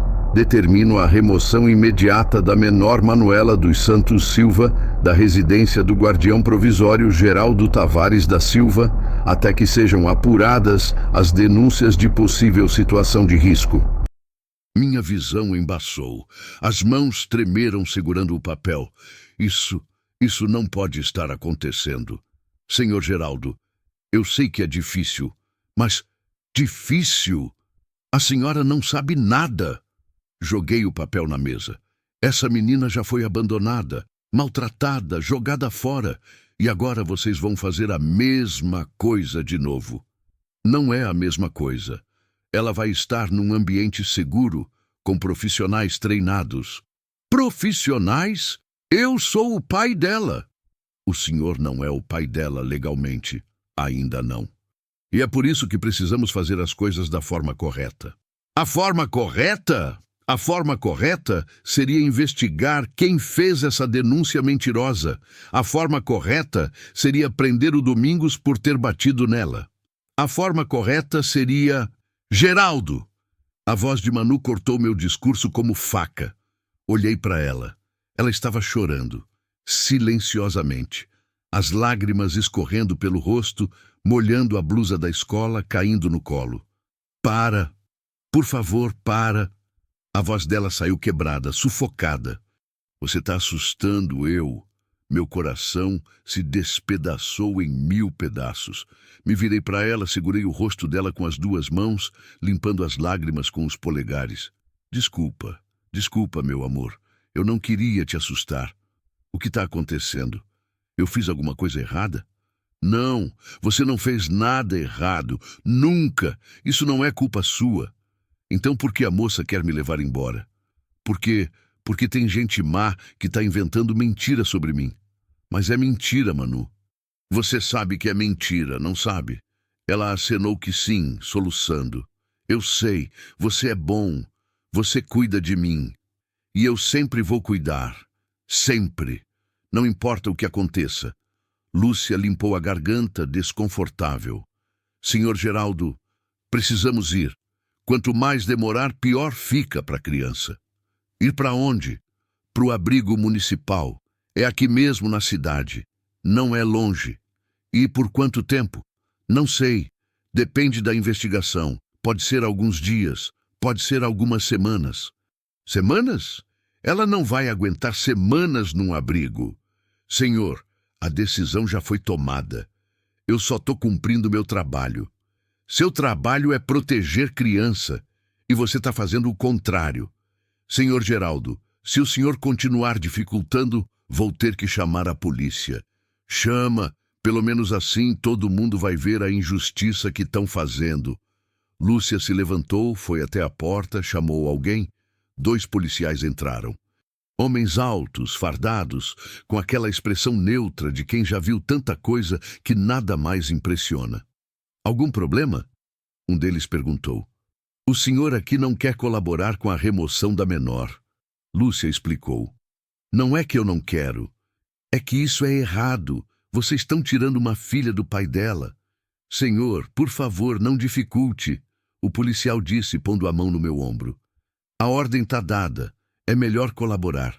Olhei para o policial, para o outro, para Lúcia. E então olhei para Manu. Ela me encarava com aqueles olhos enormes, vermelhos de tanto chorar, a boca tremendo, o corpinho pequeno encolhido na cadeira. E eu soube que se eu resistisse, iam me algemar, iam me levar preso, iam arrastar Manu à força. E isso ia traumatizar ela ainda mais. Respirei fundo, tentando controlar a raiva, o desespero, a impotência. Tá bom, disse, a voz saindo baixa, derrotada. Tá bom, eu colaboro. O policial soltou meu ombro, recuou. Lúcia voltou a sentar. Obrigada, senhor Geraldo. Sei que não é fácil.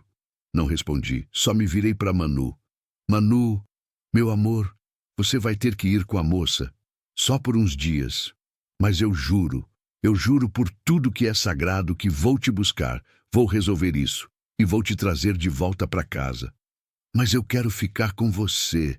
Ela chorou, se jogando nos meus braços. Não quero ir. Por favor, não deixa eles me levarem. Abracei ela tão forte que quase doeu.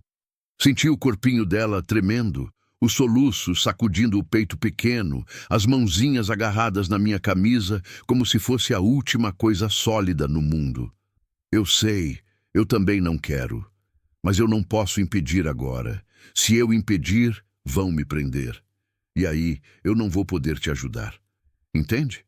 Ela balançou a cabeça, chorando mais ainda. Mas eu tenho medo. Eu sei. Eu também tenho. Mas você é forte, Manu. Mais forte do que pensa. E isso é só temporário. Você vai ver.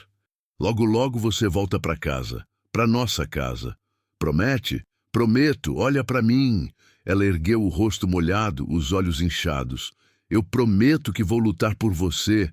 Vou fazer tudo, tudo mesmo, para te trazer de volta. E enquanto você não tiver de volta, eu quero que você lembre de uma coisa. Você não tá sozinha. Eu tô com você, sempre.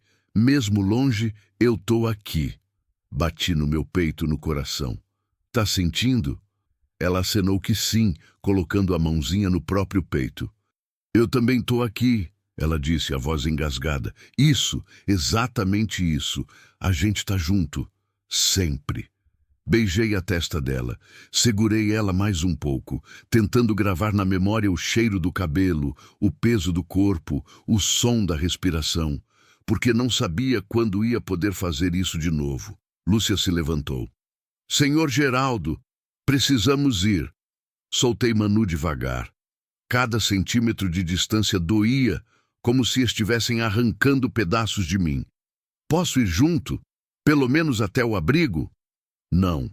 Sinto muito, mas o senhor não pode entrar no abrigo sem autorização judicial. Então como vou saber se ela está bem?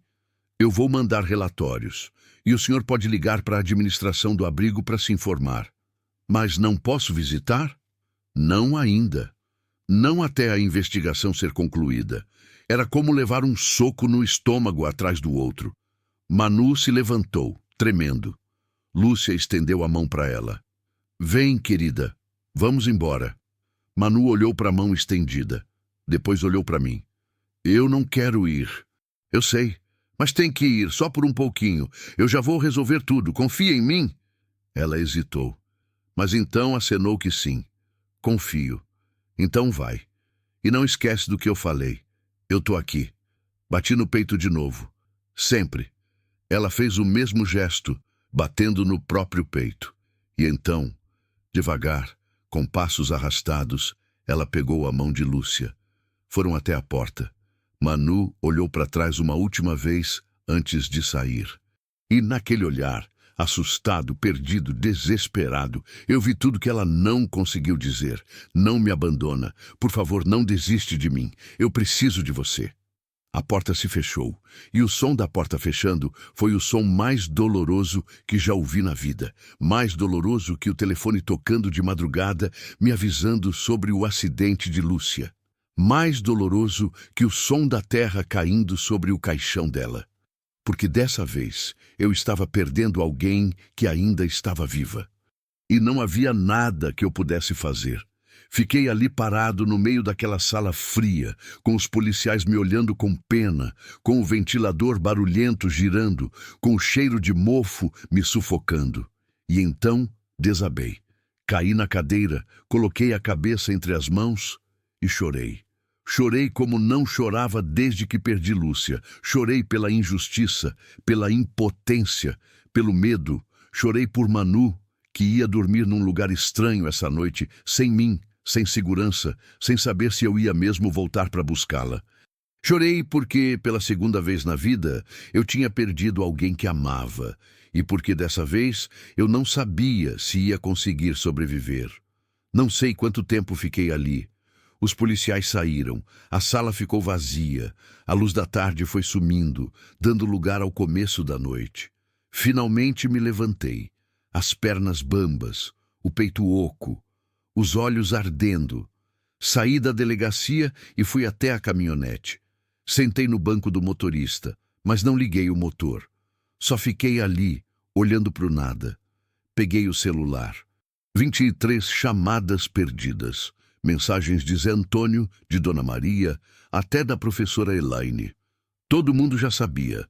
Em cidade pequena, notícia ruim se espalha mais rápido que fogo em capim seco. Liguei para a doutora Cláudia. Ela atendeu no segundo toque. Geraldo, eu soube. Que absurdo! Como pode uma coisa dessas? Doutora, me ajuda. Pelo amor de Deus, me ajuda a trazer ela de volta. Eu vou. Já comecei a trabalhar nisso. Vou entrar com recurso amanhã, primeira hora. Vou pedir audiência de urgência. Vou fazer tudo o que puder. Quanto tempo pode demorar? Silêncio do outro lado. Doutora, Geraldo, eu não vou mentir para você. Pode demorar dias, pode demorar semanas. A justiça é lenta e o Quirino tem influência. Semanas? Ela não vai aguentar semanas naquele lugar. Eu sei. Por isso vou trabalhar rápido, mas você precisa confiar em mim. Eu confio, mas eu não sei se aguento esperar. Você vai aguentar, porque você não tem escolha. Aquela menina precisa de você forte, precisa que você lute. Se você desmoronar agora, ela perde tudo. Respirei fundo, tentando me recompor. O que eu faço enquanto isso? Junta provas, testemunhas.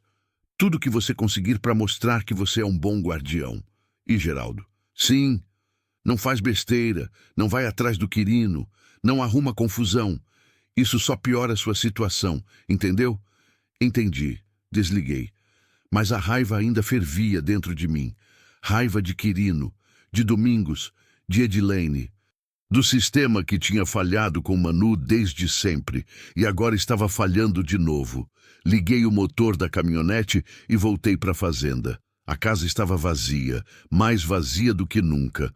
Acendi as luzes, mas a claridade só deixava tudo mais triste. O quartinho dela estava do jeito que ela tinha deixado de manhã. A cama arrumada, ela tinha aprendido a arrumar sozinha, com orgulho. O vestido azul pendurado no cabide, os cadernos da escola empilhados na mesinha, o chinelo cor-de-rosa no pé da cama, tudo esperando ela voltar. Sentei na cama dela, peguei o travesseiro, encostei no rosto. Ainda tinha o cheiro dela. Aquele cheiro de shampoo de erva doce que Dona Maria tinha trazido. Fechei os olhos, apertando o travesseiro. Aguenta firme, Manu. Eu tô chegando. Eu juro que tô chegando. Mas a verdade é que eu não sabia se ia conseguir, porque Quirino tinha dinheiro, poder, influência, e eu só tinha amor. E às vezes, nesse mundo torto, amor não é suficiente, mas tinha que ser. Porque se não fosse, eu não sabia como ia continuar vivendo. Os dias seguintes foram os piores da minha vida. Acordava de madrugada, suado, ofegante, achando que tinha ouvido Manu chorando. Mas quando abria os olhos, só tinha silêncio. Não conseguia comer, não conseguia dormir direito, não conseguia trabalhar. Zé Antônio e Dona Maria vinham todo dia, trazendo comida que eu não comia, palavras de conforto que não confortavam. Ela vai voltar, Geraldo, Dona Maria dizia, segurando minha mão. Você vai ver, Deus não abandona os justos.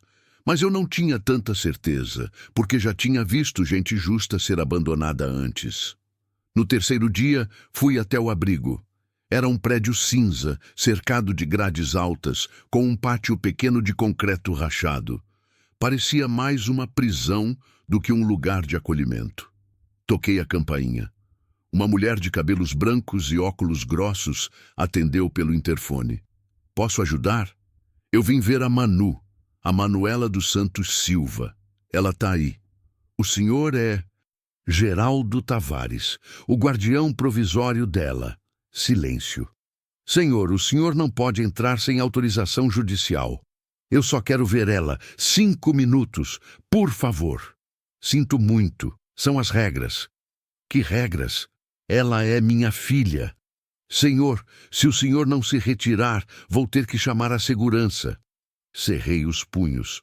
Cada fibra do meu corpo queria derrubar aquele portão, entrar lá dentro, pegar Manu e sair correndo. Mas não podia, porque se fizesse isso, perderia ela para sempre. Pelo menos minha voz saiu embargada. Pelo menos diz para ela que eu vim, que eu não desisti, que eu vou trazer ela de volta.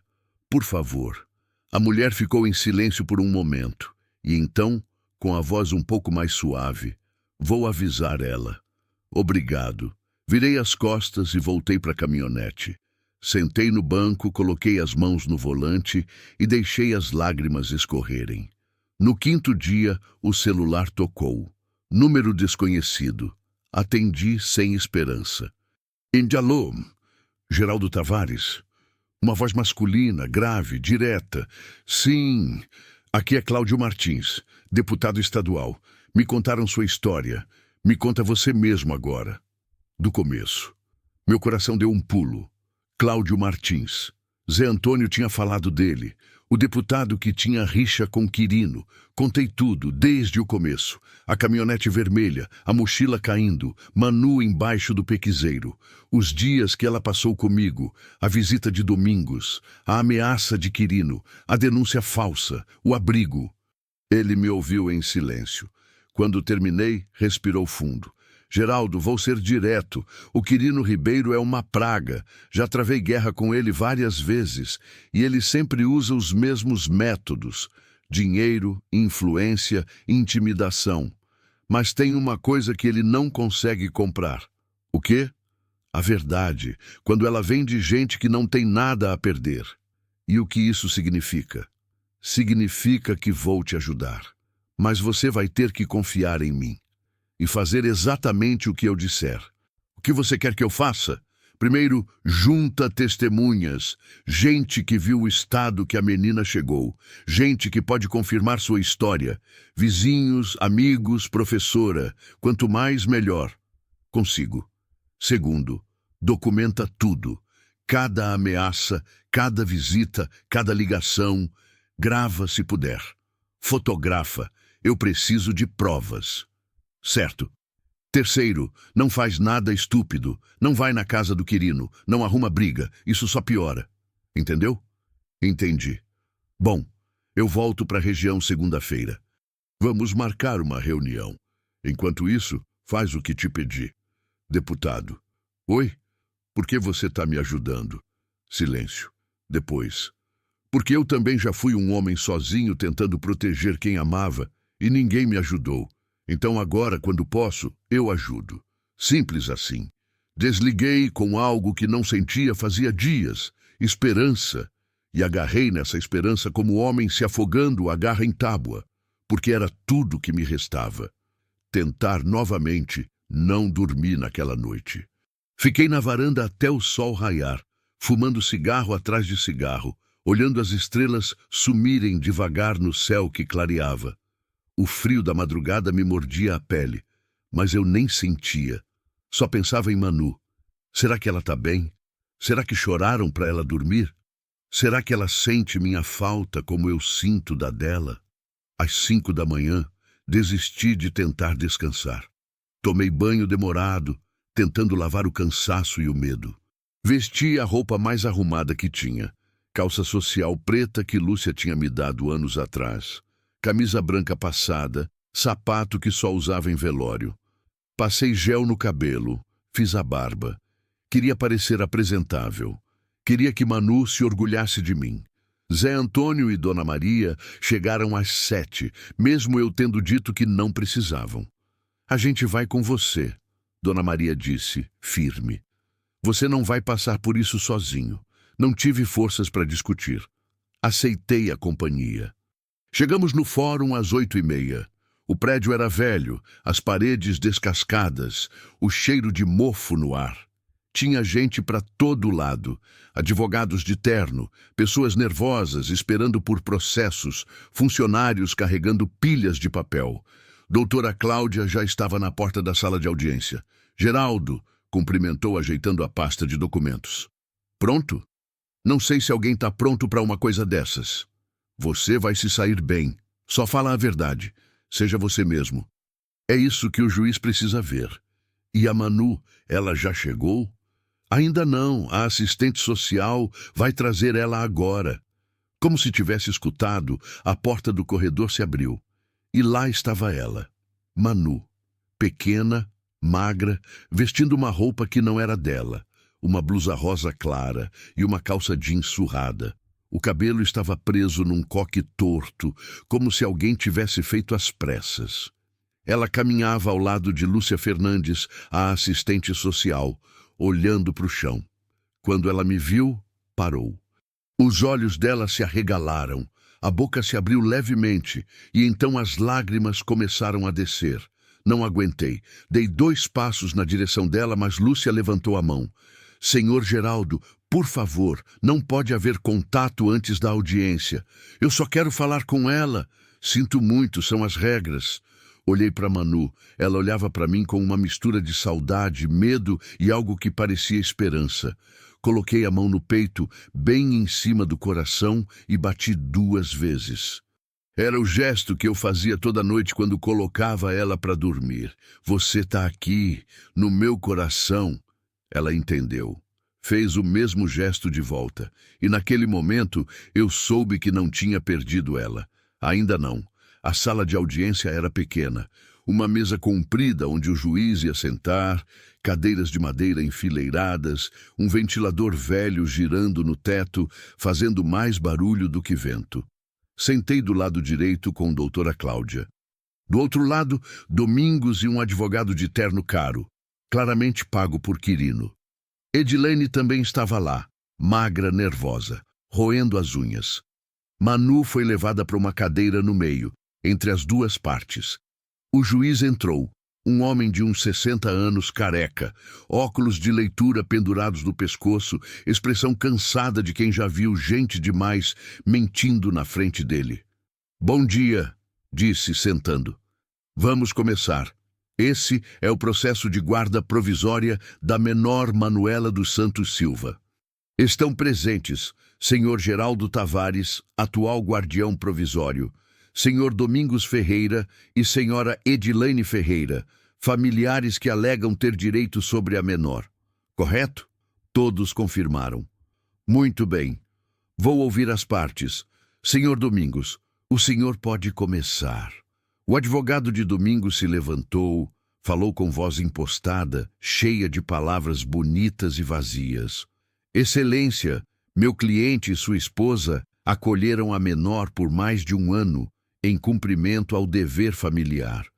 Porém, devido a dificuldades financeiras e estruturais, buscaram uma solução temporária através de um casal conhecido.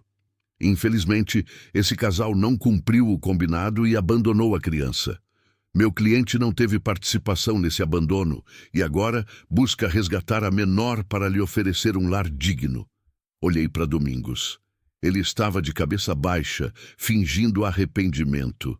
Mentiroso. Senhor Geraldo, o juiz me chamou. Sua versão.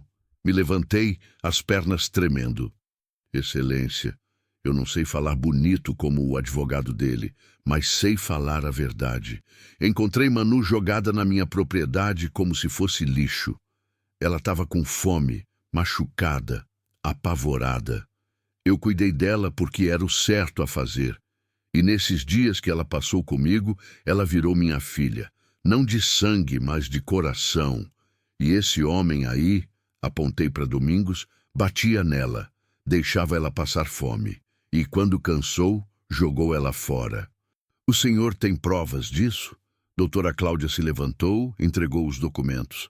Sim, excelência. Temos relatos de vizinhos, depoimentos da escola, fotos do estado físico da menor quando foi encontrada. E, mais importante, temos o bilhete de confissão escrito pela senhora Edilene admitindo o abandono. O juiz pegou o bilhete, leu, olhou para Edilene. A senhora escreveu isso? Edilene ficou pálida. Olhou para o marido. Voltou a olhar para o juiz. Eu estava desesperada. A gente não tinha condição. Não foi por mal. Não foi por mal? A voz do juiz subiu um tom. A senhora abandonou uma criança na beira da estrada e acha que não foi por mal? A gente pensou que alguém ia achar ela, que ia cuidar. E acharam, mas não foi vocês. Edilene começou a chorar. Domingos continuou calado. O juiz suspirou, tirou os óculos, esfregou os olhos.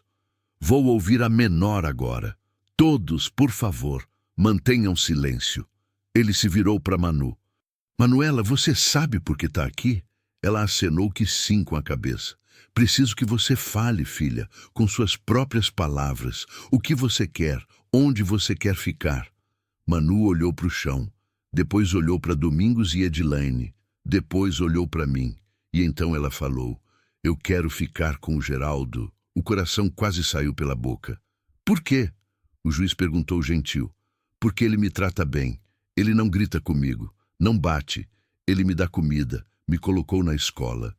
Dorme do meu lado quando eu tenho pesadelo. Ele me ama. De verdade.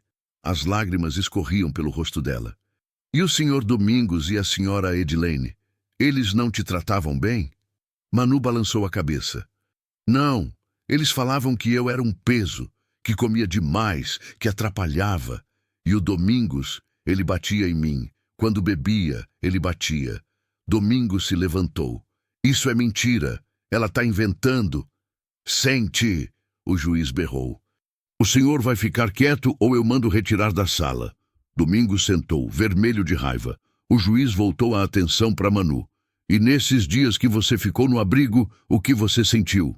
Senti falta do Geraldo. Chorei todo dia. Eu só queria voltar para casa. Para nossa casa. E se eu deixar você voltar para a casa do senhor Geraldo, você vai ser feliz? Vou. Eu prometo que vou ser boa. Vou ajudar ele, vou estudar. Eu só quero ficar com ele. O juiz ficou em silêncio por um longo momento. Olhou para os papéis. Olhou para Manu. Olhou para mim. E então bateu o martelo. Decisão tomada. A guarda provisória da menor Manuela dos Santos Silva fica mantida com o senhor Geraldo Tavares da Silva. O senhor Domingos Ferreira e a senhora Edilene Ferreira perdem qualquer direito sobre a menor e responderão por abandono de incapaz. A assistente social vai acompanhar o caso e fazer visitas periódicas para garantir o bem-estar da criança. Está encerrada a sessão. O mundo parou. Olhei para a doutora Cláudia. Ela estava sorrindo. Olhei para Manu, ela estava chorando. Olhei para o juiz, ele acenou com a cabeça, autorizando. Me levantei, caminhei até Manu, me ajoelhei na frente dela. Vamos para casa? Ela não respondeu com palavras, só se jogou nos meus braços e me abraçou com toda a força que tinha. E eu abracei de volta, sentindo o peso dela, o cheiro do cabelo dela, a respiração entrecortada dela. Minha filha, finalmente, minha filha. Zé Antônio e Dona Maria choravam no fundo da sala. Doutora Cláudia limpava os óculos, emocionada. Domingos e Edilene saíram calados, derrotados. E nós ficamos ali, abraçados, completos. Voltamos para a fazenda no fim da tarde. Quando a caminhonete parou na frente da casa, Manu desceu correndo, entrou pela porta, foi direto para o quartinho dela. A seguir, sentei na varanda e apenas respirei. Respirei fundo, como se estivesse respirando pela primeira vez em semanas. Zé e Dona Maria foram embora depois de um café rápido, deixando a gente sozinhos. Manu voltou da casa, segurando o vestido azul. Posso vestir? Claro. É seu. Ela foi trocar. Voltou minutos depois, girando, sorrindo. Tava com saudade dele. Eu tava com saudade de você. Ela veio até mim, sentou no meu colo, algo que nunca tinha feito antes. Geraldo? Oi? Obrigada por não desistir de mim. Segurei ela firme. Nunca vou desistir. Nunca. Ficamos ali, vendo o sol se pôr sobre o pasto, pintando tudo de dourado, e pela primeira vez em 4 anos, talvez pela primeira vez na vida, eu me senti completo. Não porque tinha alguém para preencher o vazio, mas porque tinha alguém para amar, e alguém que me amava de volta. A solidão da terra tinha acabado, e o choro da menina tinha se transformado em riso. E nós dois, juntos, íamos construir uma nova história, uma história de recomeço, de cura, de família. Epílogo 6 meses depois. Estávamos no pasto, eu e Manu, consertando a cerca que tinha arrebentado de novo. Ela segurava os pregos enquanto eu martelava. Pai! Ela me chamou. Ainda me emocionava toda vez que ela dizia essa palavra. Oi? Lembra do dia que me achou? Lembro. Por quê? Às vezes eu penso, se aquela caminhonete não tivesse passado aqui, se você não tivesse me visto, o que teria acontecido comigo? Parei de martelar. Olhei para ela. Mas passou, e eu vi, e você está aqui. Eu sei. Mas às vezes eu tenho medo de acordar e tudo isso ter sido sonho. Larguei o martelo, me ajoelhei na frente dela. Manu, isso aqui é real. Eu sou real. Você é real. E a gente vai estar junto pelo tempo que Deus permitir. Tá entendendo? Ela acenou sorrindo. Entendi. Ótimo. Agora segura esse prego direito que eu preciso terminar essa cerca antes de escurecer. Ela riu. Aquele riso solto, livre, de quem finalmente se sentia segura. E enquanto eu martelava, olhando ela ao meu lado, percebi algo. A vida tem um jeito estranho de consertar o que a gente acha que está quebrado para sempre. Às vezes, tudo que a gente precisa é de um encontro improvável, de uma escolha corajosa e de um coração disposto a amar de novo. Eu tinha perdido Lúcia, mas tinha encontrado Manu. E naquele encontro eu tinha me encontrado também, porque no fim, o que nos salva não são os grandes gestos. São os pequenos atos de amor que escolhemos fazer quando ninguém está olhando. São as mãos que estendemos quando a gente também está caindo. São os abraços que damos quando a gente também precisa ser abraçado. E é assim, nessa troca imperfeita e humana, que a gente encontra o sentido, não na solidão da terra, mas no riso de uma menina que finalmente aprendeu a confiar, e no coração de um homem que finalmente aprendeu a viver de novo.